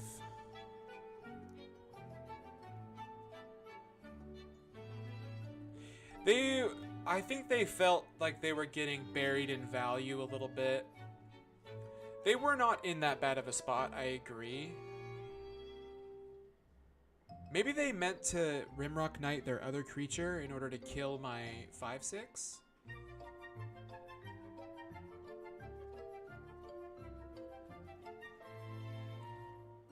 Anything that looks real bad versus them? Not especially.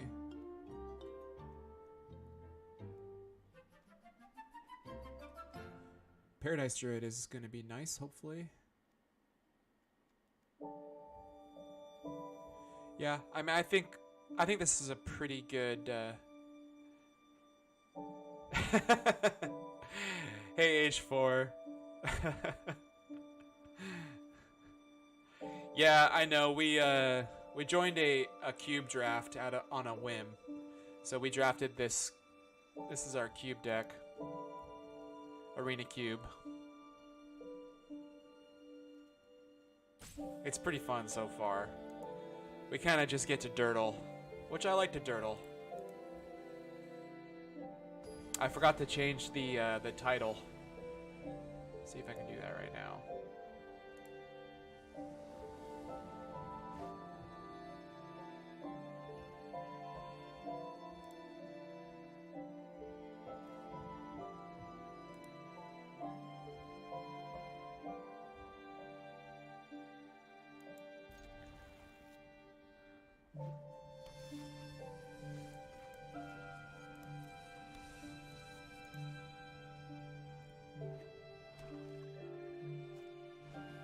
How are you doing today, H4?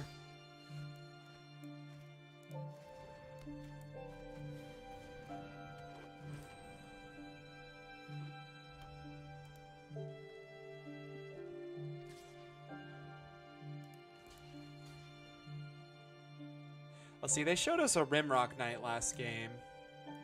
We'll just take the 1. Oh, Cyberpunk. Nice. Okay, well good. I'm glad that we didn't block because they did have the Rimrock Knight.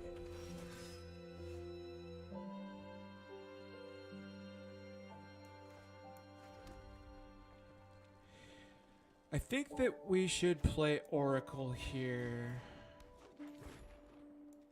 Play out our extra land. Cube is good so far. This is the first match of the first cube that I've done on Arena.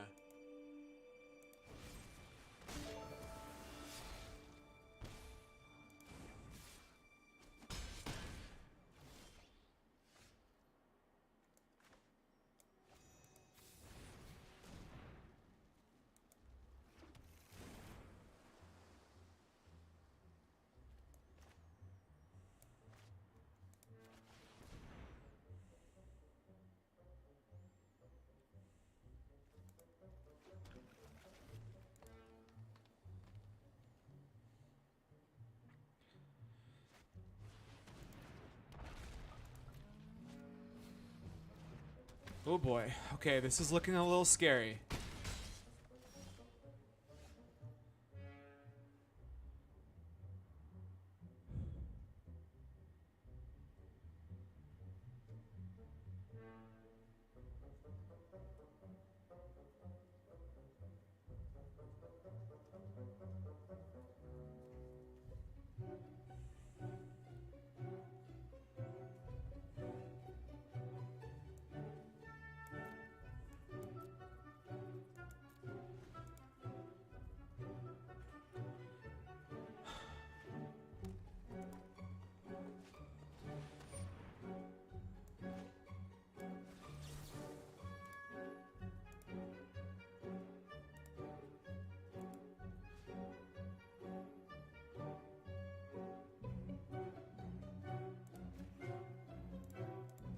All right, this is a good turn.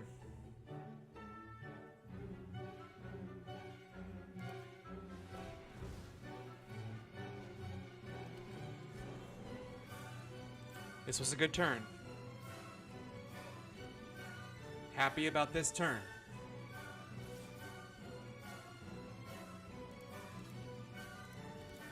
Gonna be happier next turn. When we get to Gear Hulk, our Sublime Epiphany.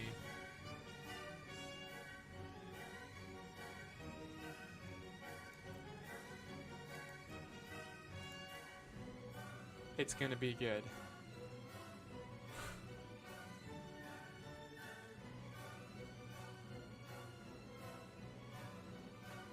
This music is perfect too.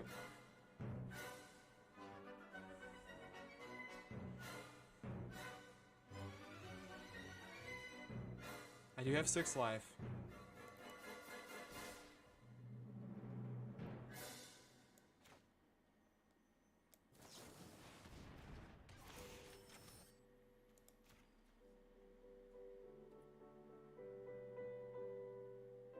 Wait. What happened?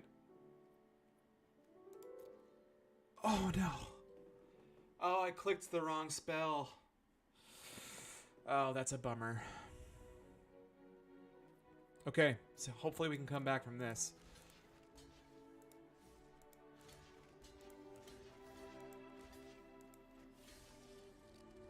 Oh man, I clicked the wrong spell. That is really sad.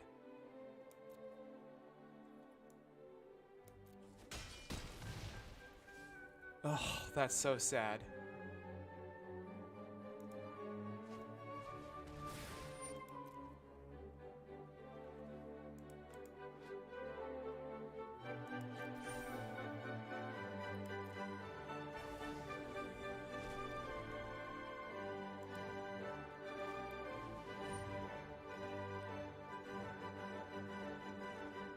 Ooh, that sucks.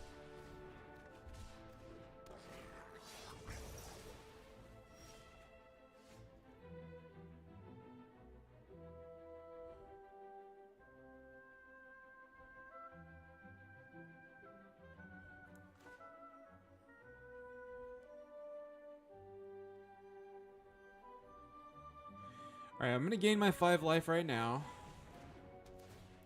While I can.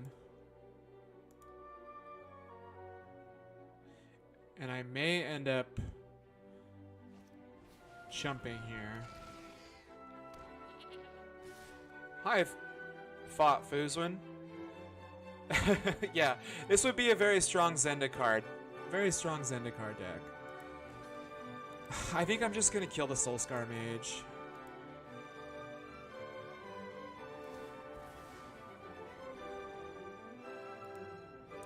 I keep forgetting to change my stream title.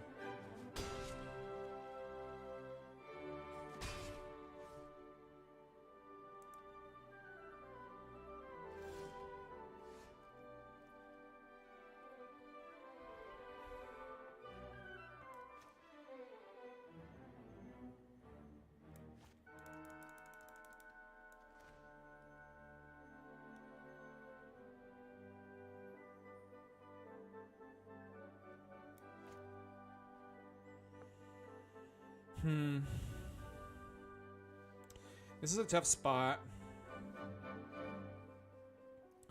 Do I want to try to ambush their attackers?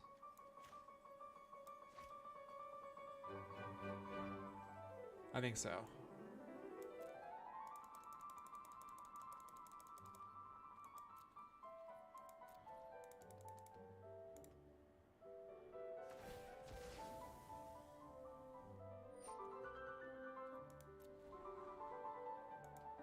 How are you today, Fuzwin?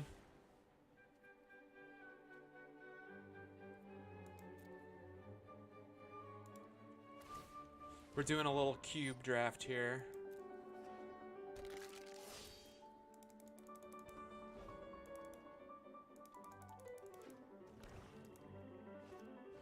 Yeah.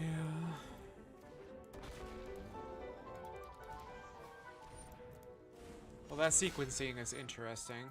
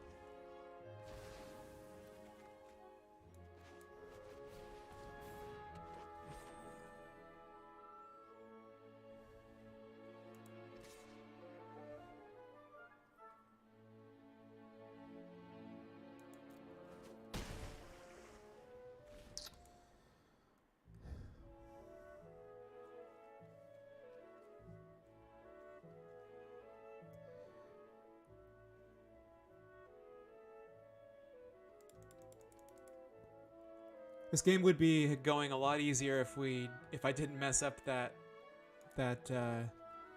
Sublime Epiphany earlier.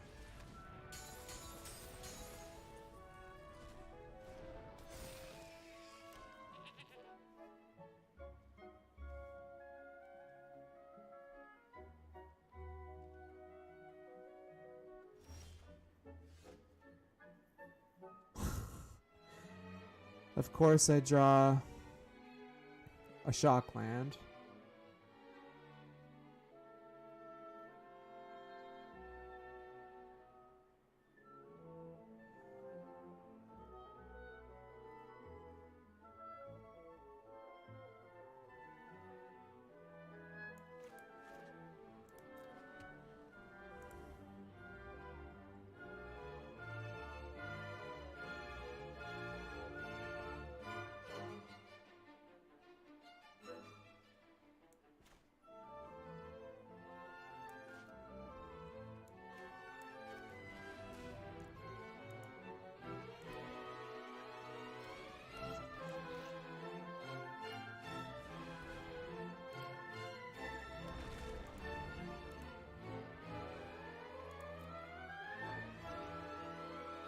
They played a Glorybringer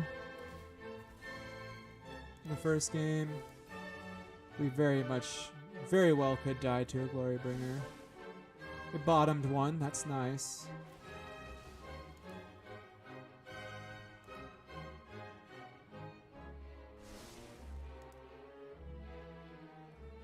The Raptor will ping me, but the plan is to jump block with the Raptor.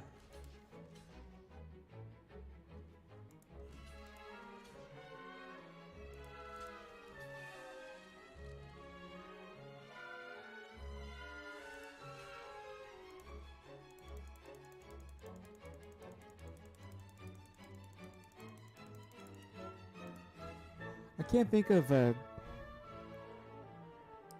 pump spell that gives trample. I'm just gonna block like this.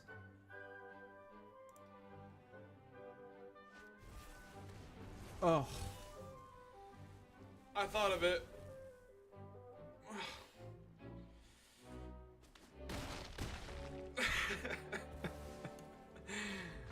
Good game. Oh, darn it. Okay.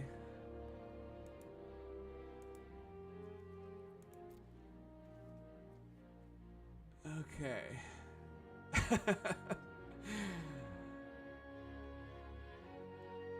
I definitely could have played around Embercleave. I was not thinking about Embercleave. I haven't played enough Standard this season, apparently. Alright.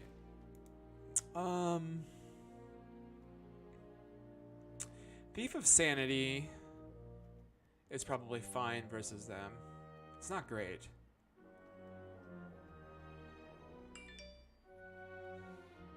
Perilous Mirror is not bad. Can trade for 2 things.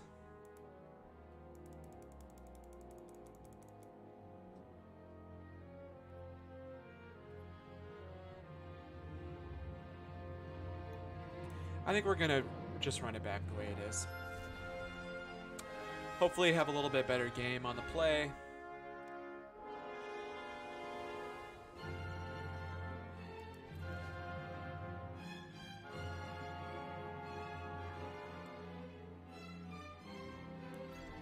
Yeah, we'll keep this.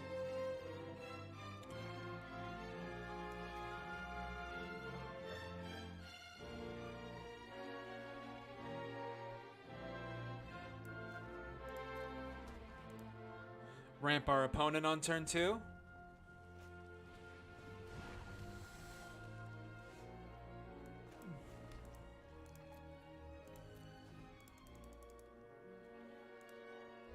We just can't take too much damage here.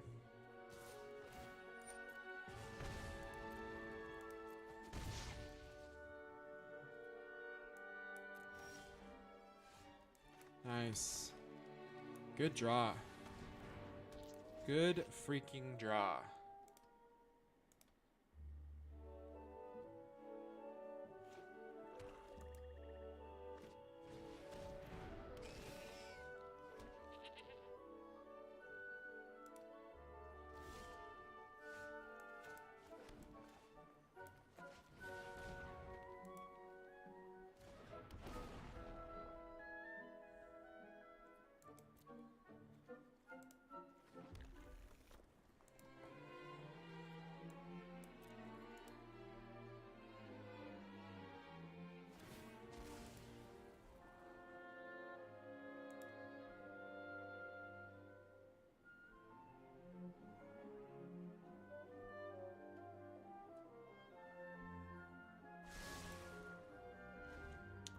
Next turn, we can do some combination of Escape to the Wilds plus Glasspool Mimic copying Solemn Simulacrum.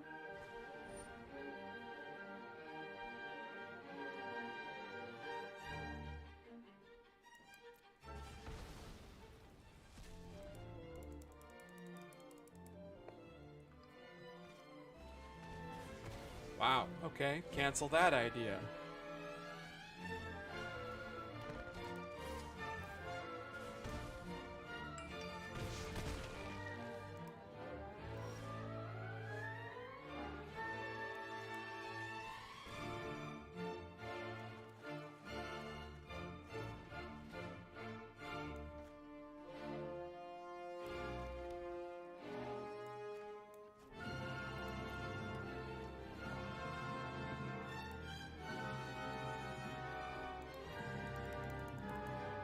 We might be in trouble.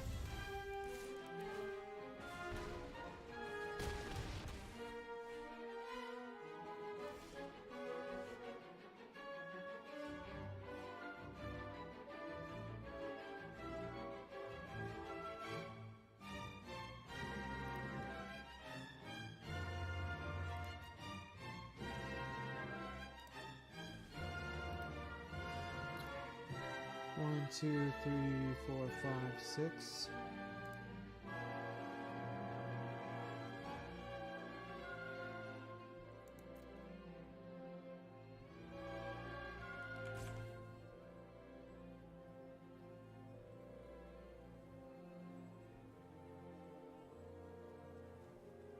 So we play Wolf Willow. We have 1, 2, 3, 4, 5, 6, 7 mana. Play Wolf Willow Haven, go down to 6. Torrential Gearhulk for no value. I think I'd rather...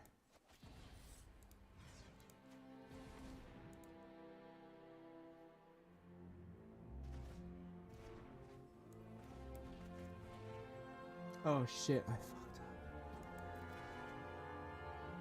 Dang it.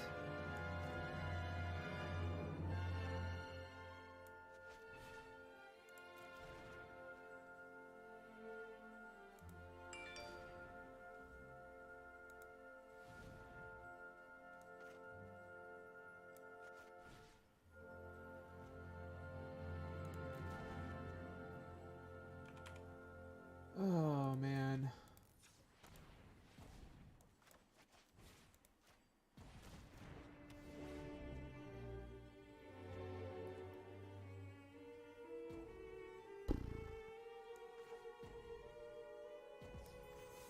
Oh.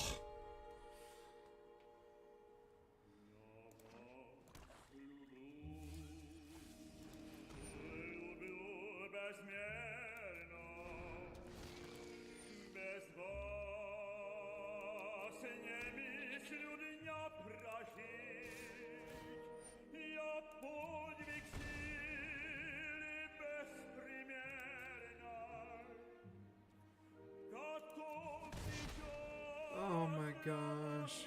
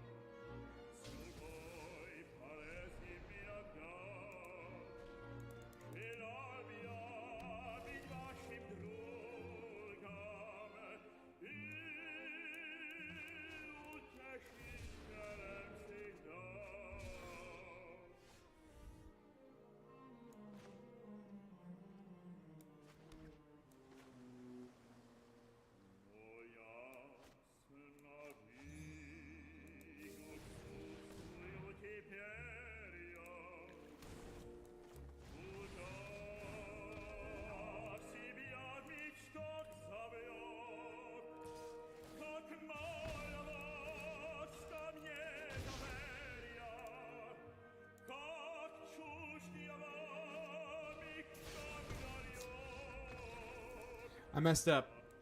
I messed up those games. Unfortunate.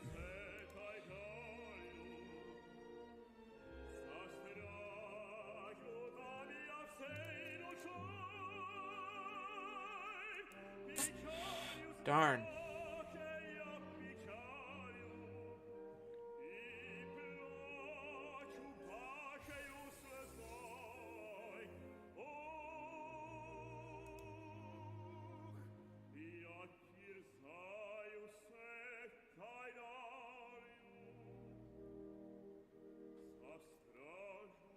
Yeah, it's all good. We'll play one more for sure. I like the deck. I think that I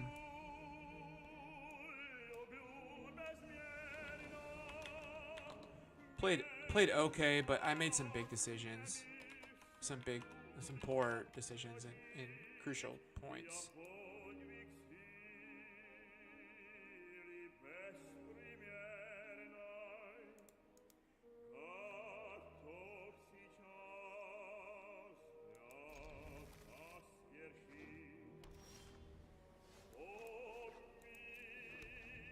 This hand looks interesting, yeah. Go turn 2 Woeful Haven, turn 3 Oracle or Solemn. I think we'll go Solemn.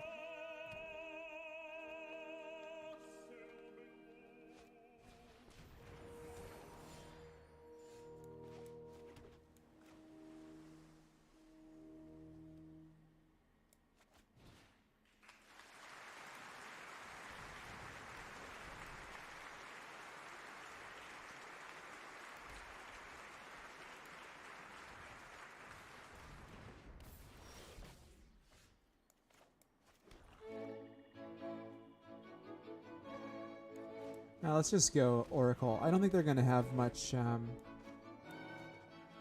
interaction. Shalai, huh? 6 mana, put a +1/+1 counter on each creature you control. Oh my gosh, that's a Mirari's Wake.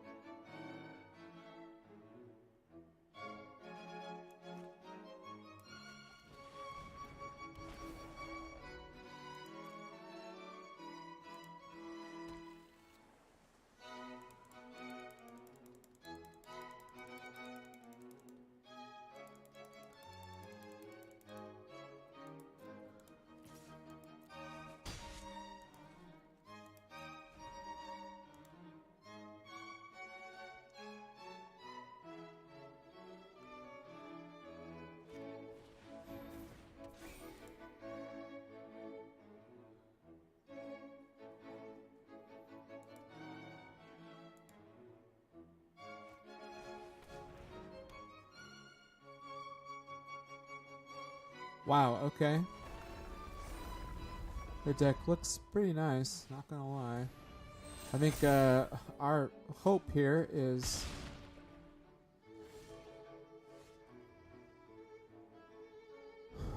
Oh, what is our hope here? I don't know. Just not die before we draw...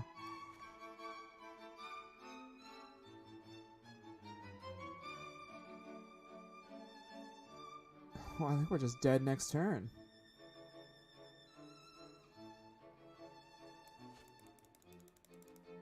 This was kind of an insane hand from them.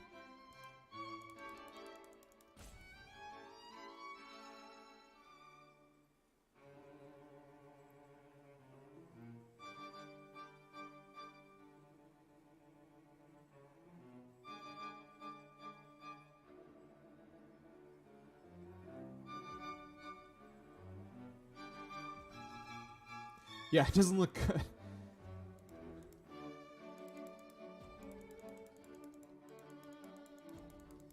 think we're just dead.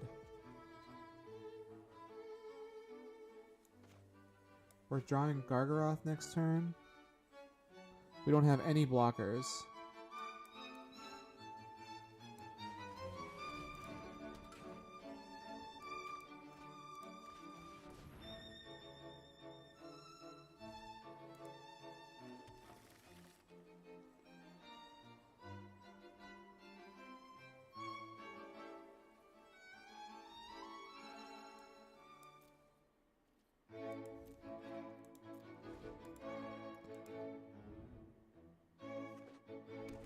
Alright. Dead to a land. Okay, well, Rex Sage is coming in, that's for sure.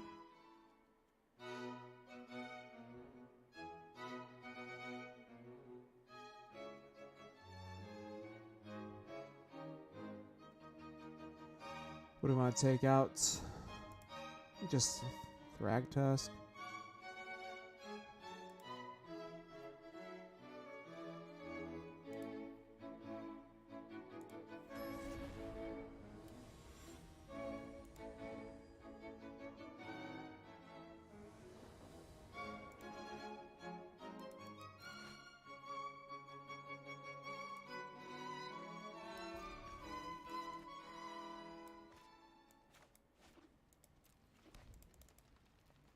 This hand looks familiar, huh?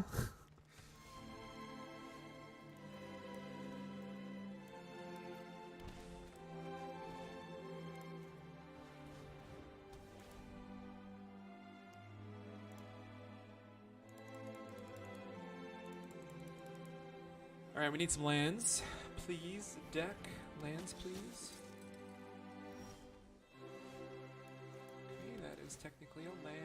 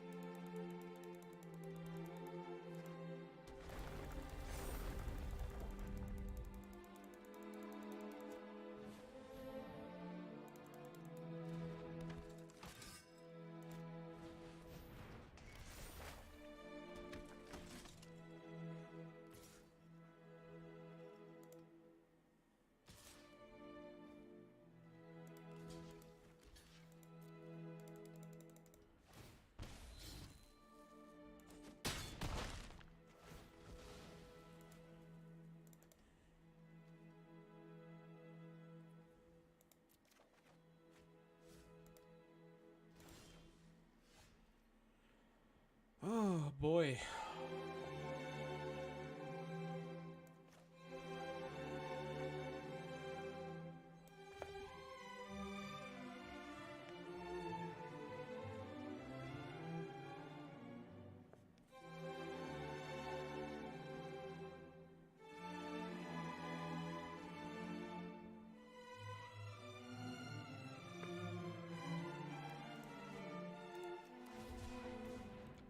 I did not mean to cycle that.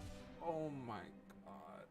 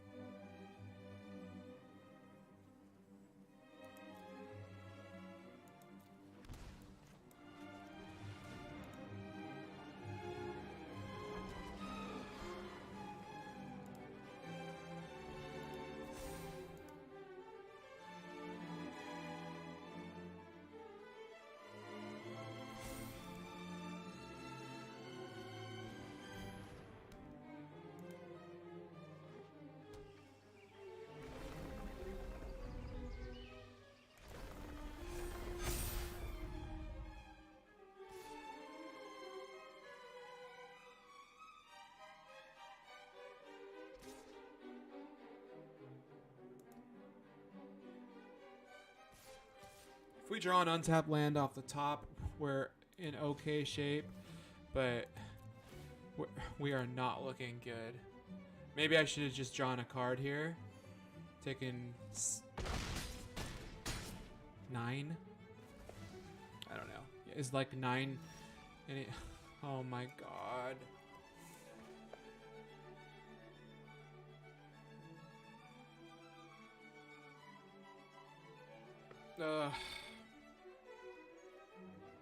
What's on top of the library? Untapped land, right? No, into the royal.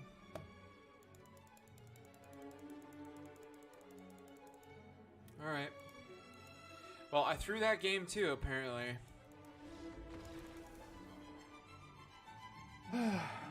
If I would have just not cycled that fetid pools, if I would have just played it like I wanted to, I would have been able to play the Overgrown Tomb the next turn and cast my Ugin and just wiped the board. But I messed up. Sometimes you mess up. Lots of times I mess up. Oh well. Okay, well. Okay. Let's one more match with this deck. Let's try to get one win. It has not been going well. We had some close games in the first. That's true, Loki. I'm not used to it. It's definitely a different play style than I typically play, but I like it.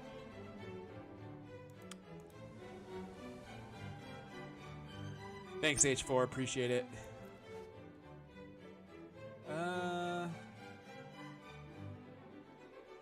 Interesting. Okay, we'll keep this. We need to Solemn for a blue source.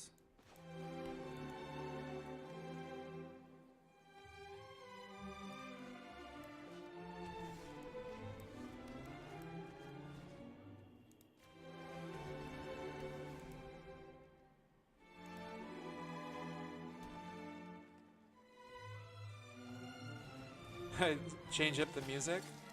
We can do a little music change. What's not too abrupt of a. Let's try the epic playlist.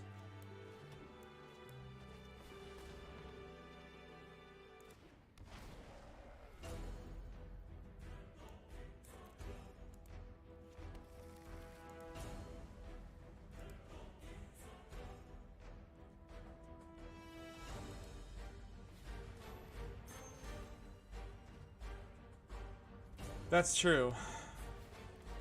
I gotta watch out for these. Gotta watch out for those toads.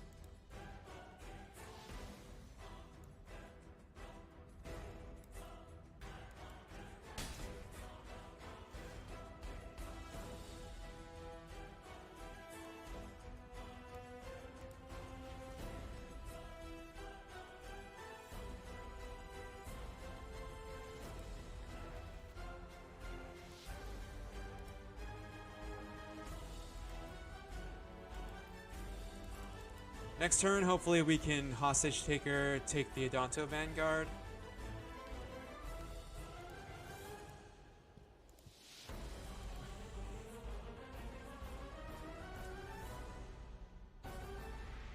It's Adanto Vanguard. It's from one of the, what's it called? I can't remember the set name. The dinosaurs and the vampires. You can pay for life to give it indestructible until end of turn. Ixalan. Thanks, H4.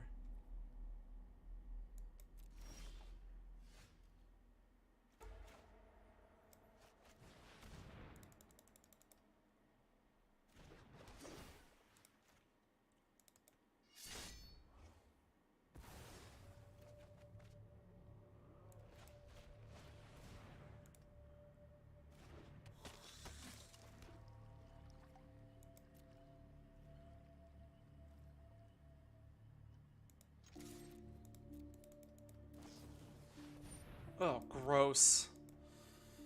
Collected Company.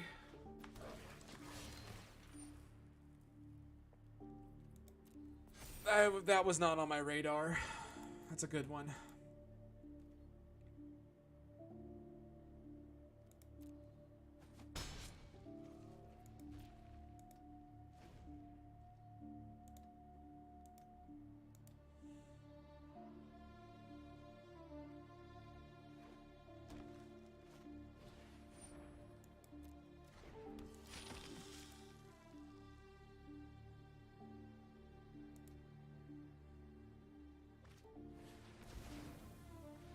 Collected Company, Experimental Frenzy. That's not typically a combo you see, but it's cool.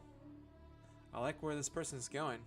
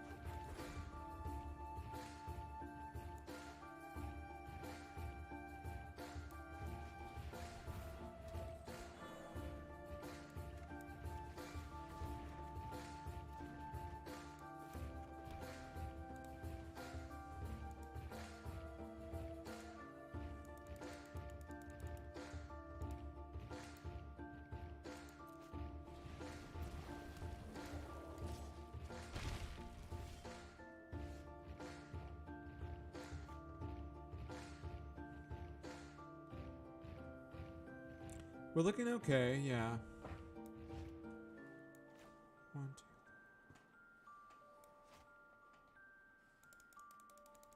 We have 1, 2, 3, 4, 5, 6, 7, 8, 9, 10 mana.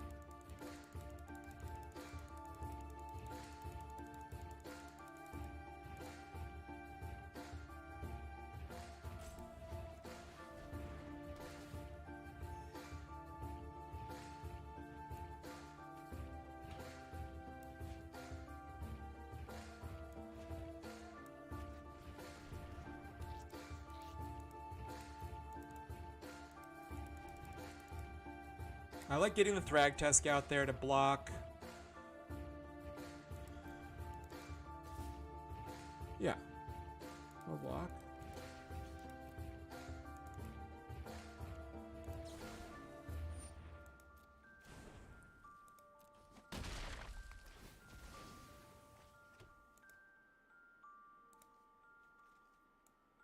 So they're like straight up Naya.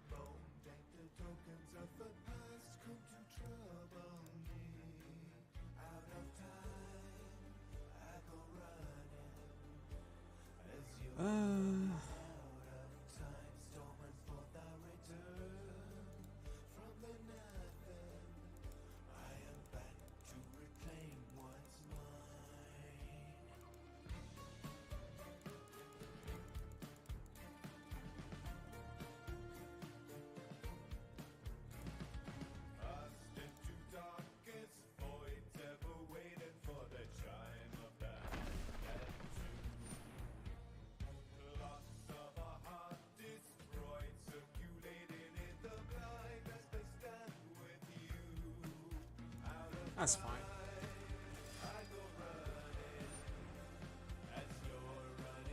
That's also fine.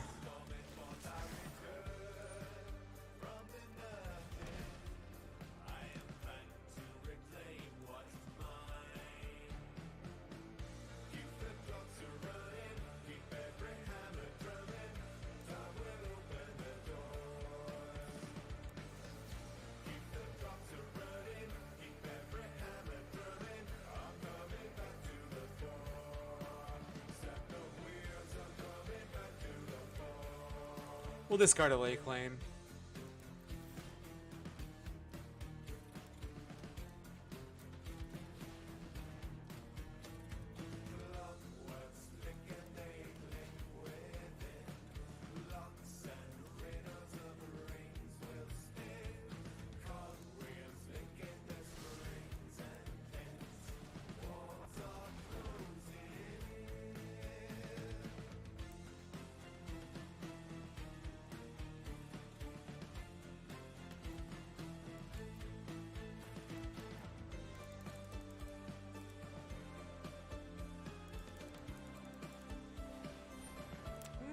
Okay, that's pretty good.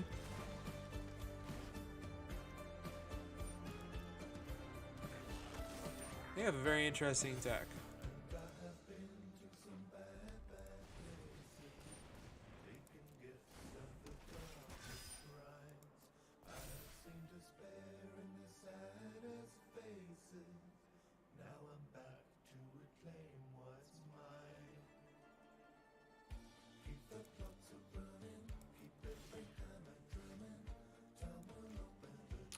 Let's just get started here.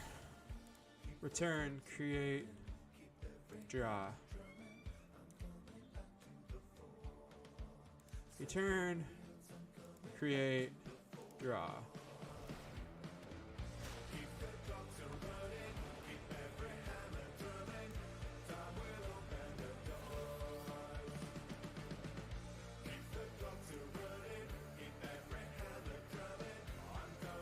Return, create, draw.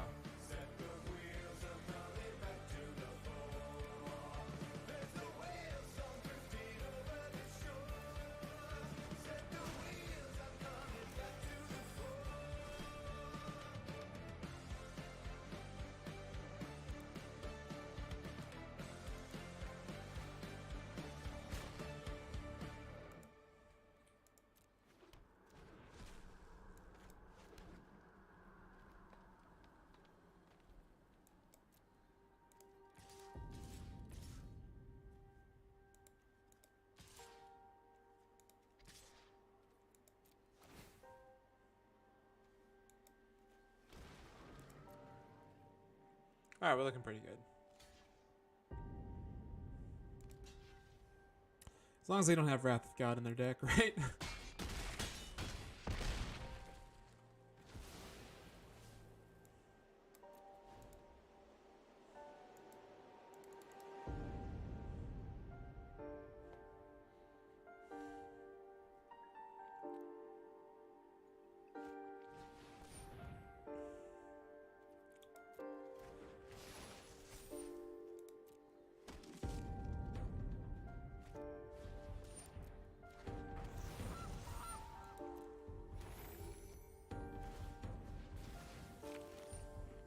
I've got 2 cards in my library.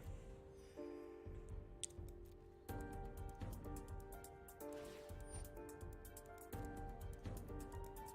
think we're okay though. Let's just the end of the Royal Goose.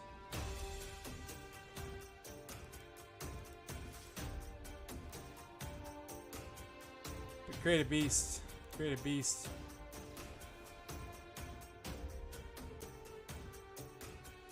Okay. They had a very interesting deck. It's like Naya aggro with Experimental Frenzy.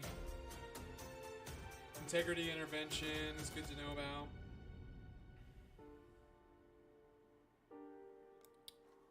Golden Egg. Great Henge. Okay. Their deck is definitely interesting. We'll bring in the Reclamation Sage.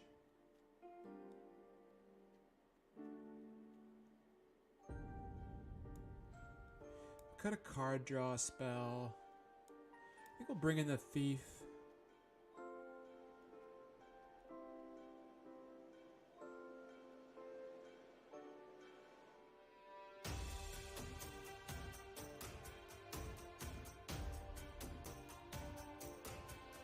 We're gonna take out the Lay Claim.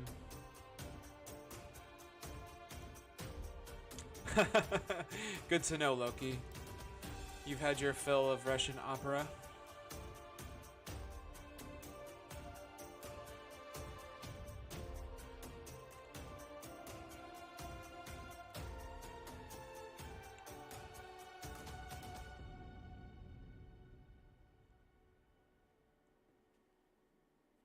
We'll see if we can beat this Smart Toad. I'd like to get 1 win with the cube deck I drafted. I like the deck in general. I think there's a good chance I should have won the first match if I was playing better.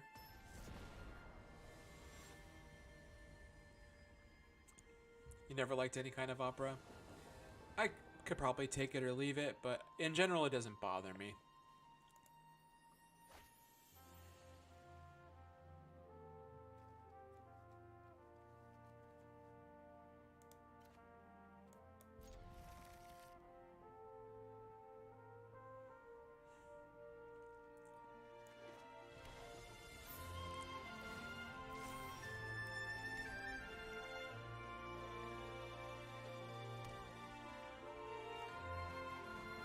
That's a cool card.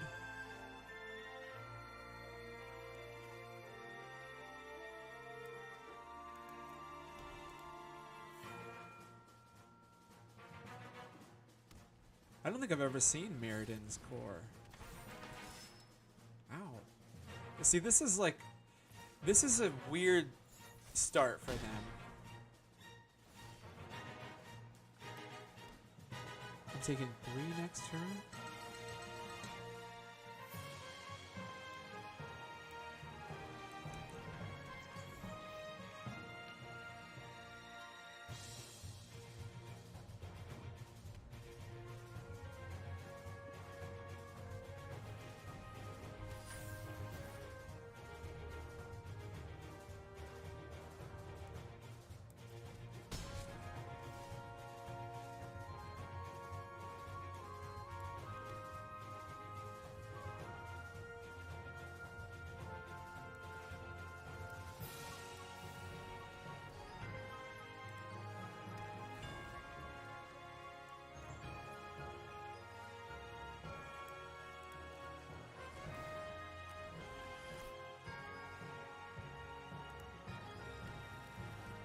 And I'm probably just dead here. Like, their deck is pretty good, I guess, when it does this.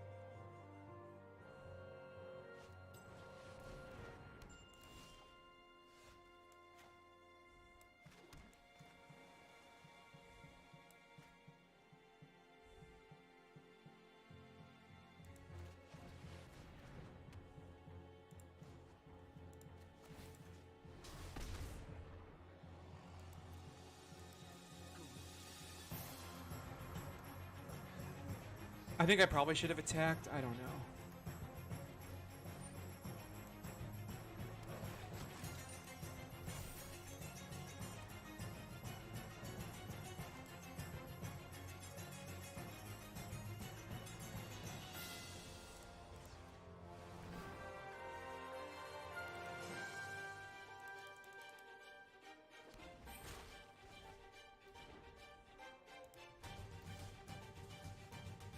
Well, I'm definitely playing that.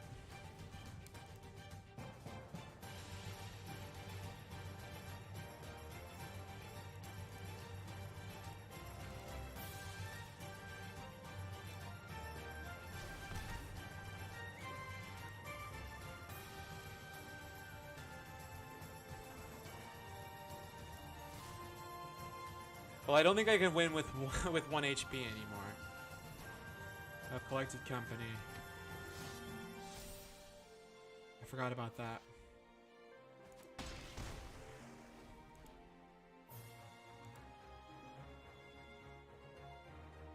Okay, well, we're blocking.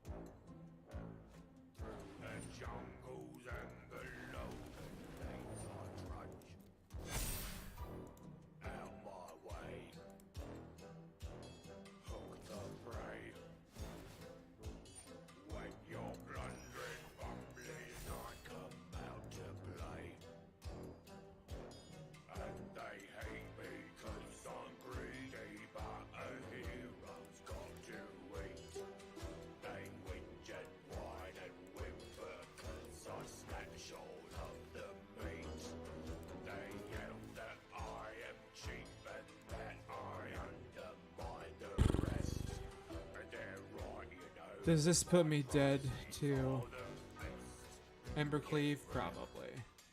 Are they playing Embercleave? I hope not.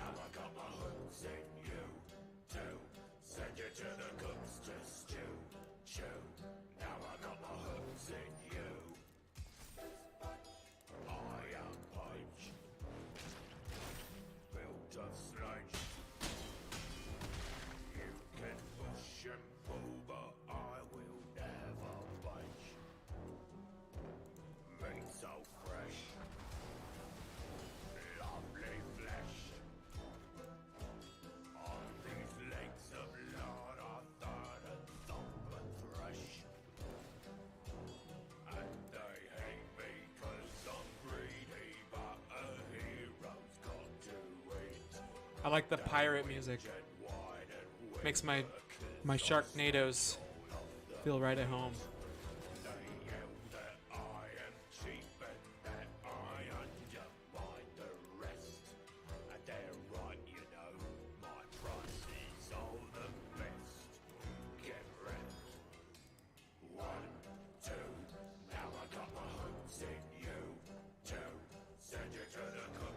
You can't play this as a copy, right?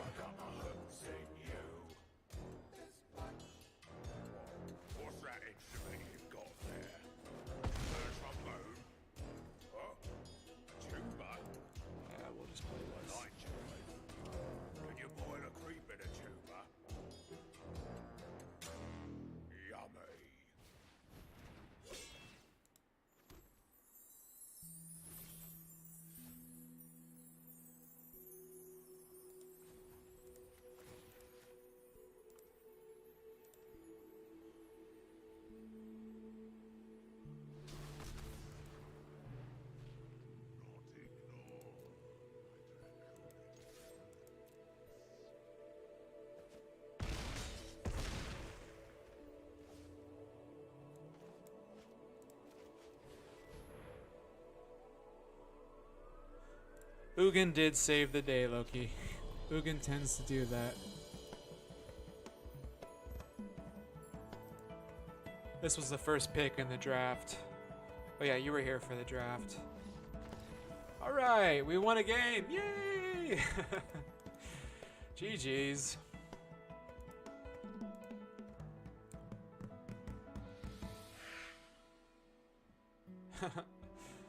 Alright, well, I think that's going to call it for the day. Should be back next weekend to do some more drafting. For sure, like Saturday, Sunday. Yeah, the deck was cool. Wish I could have piloted it a little better. But I think that all in all, it was a pretty solid blue-green draft deck, like blue-green ramp deck. I think it really kind of displayed what blue-green ramp wants to do. Obviously, yeah. What's up, Justin? How are you? Yeah, just in time for the Ugin knockout, man. This was first pick in the cube draft, and then yeah, we made a pretty cool blue-green ramp deck. I lost the first two matches. The first match was pretty close. Made some play mistakes, and then the second match we just got ran over by white-green like +1/+1 counters.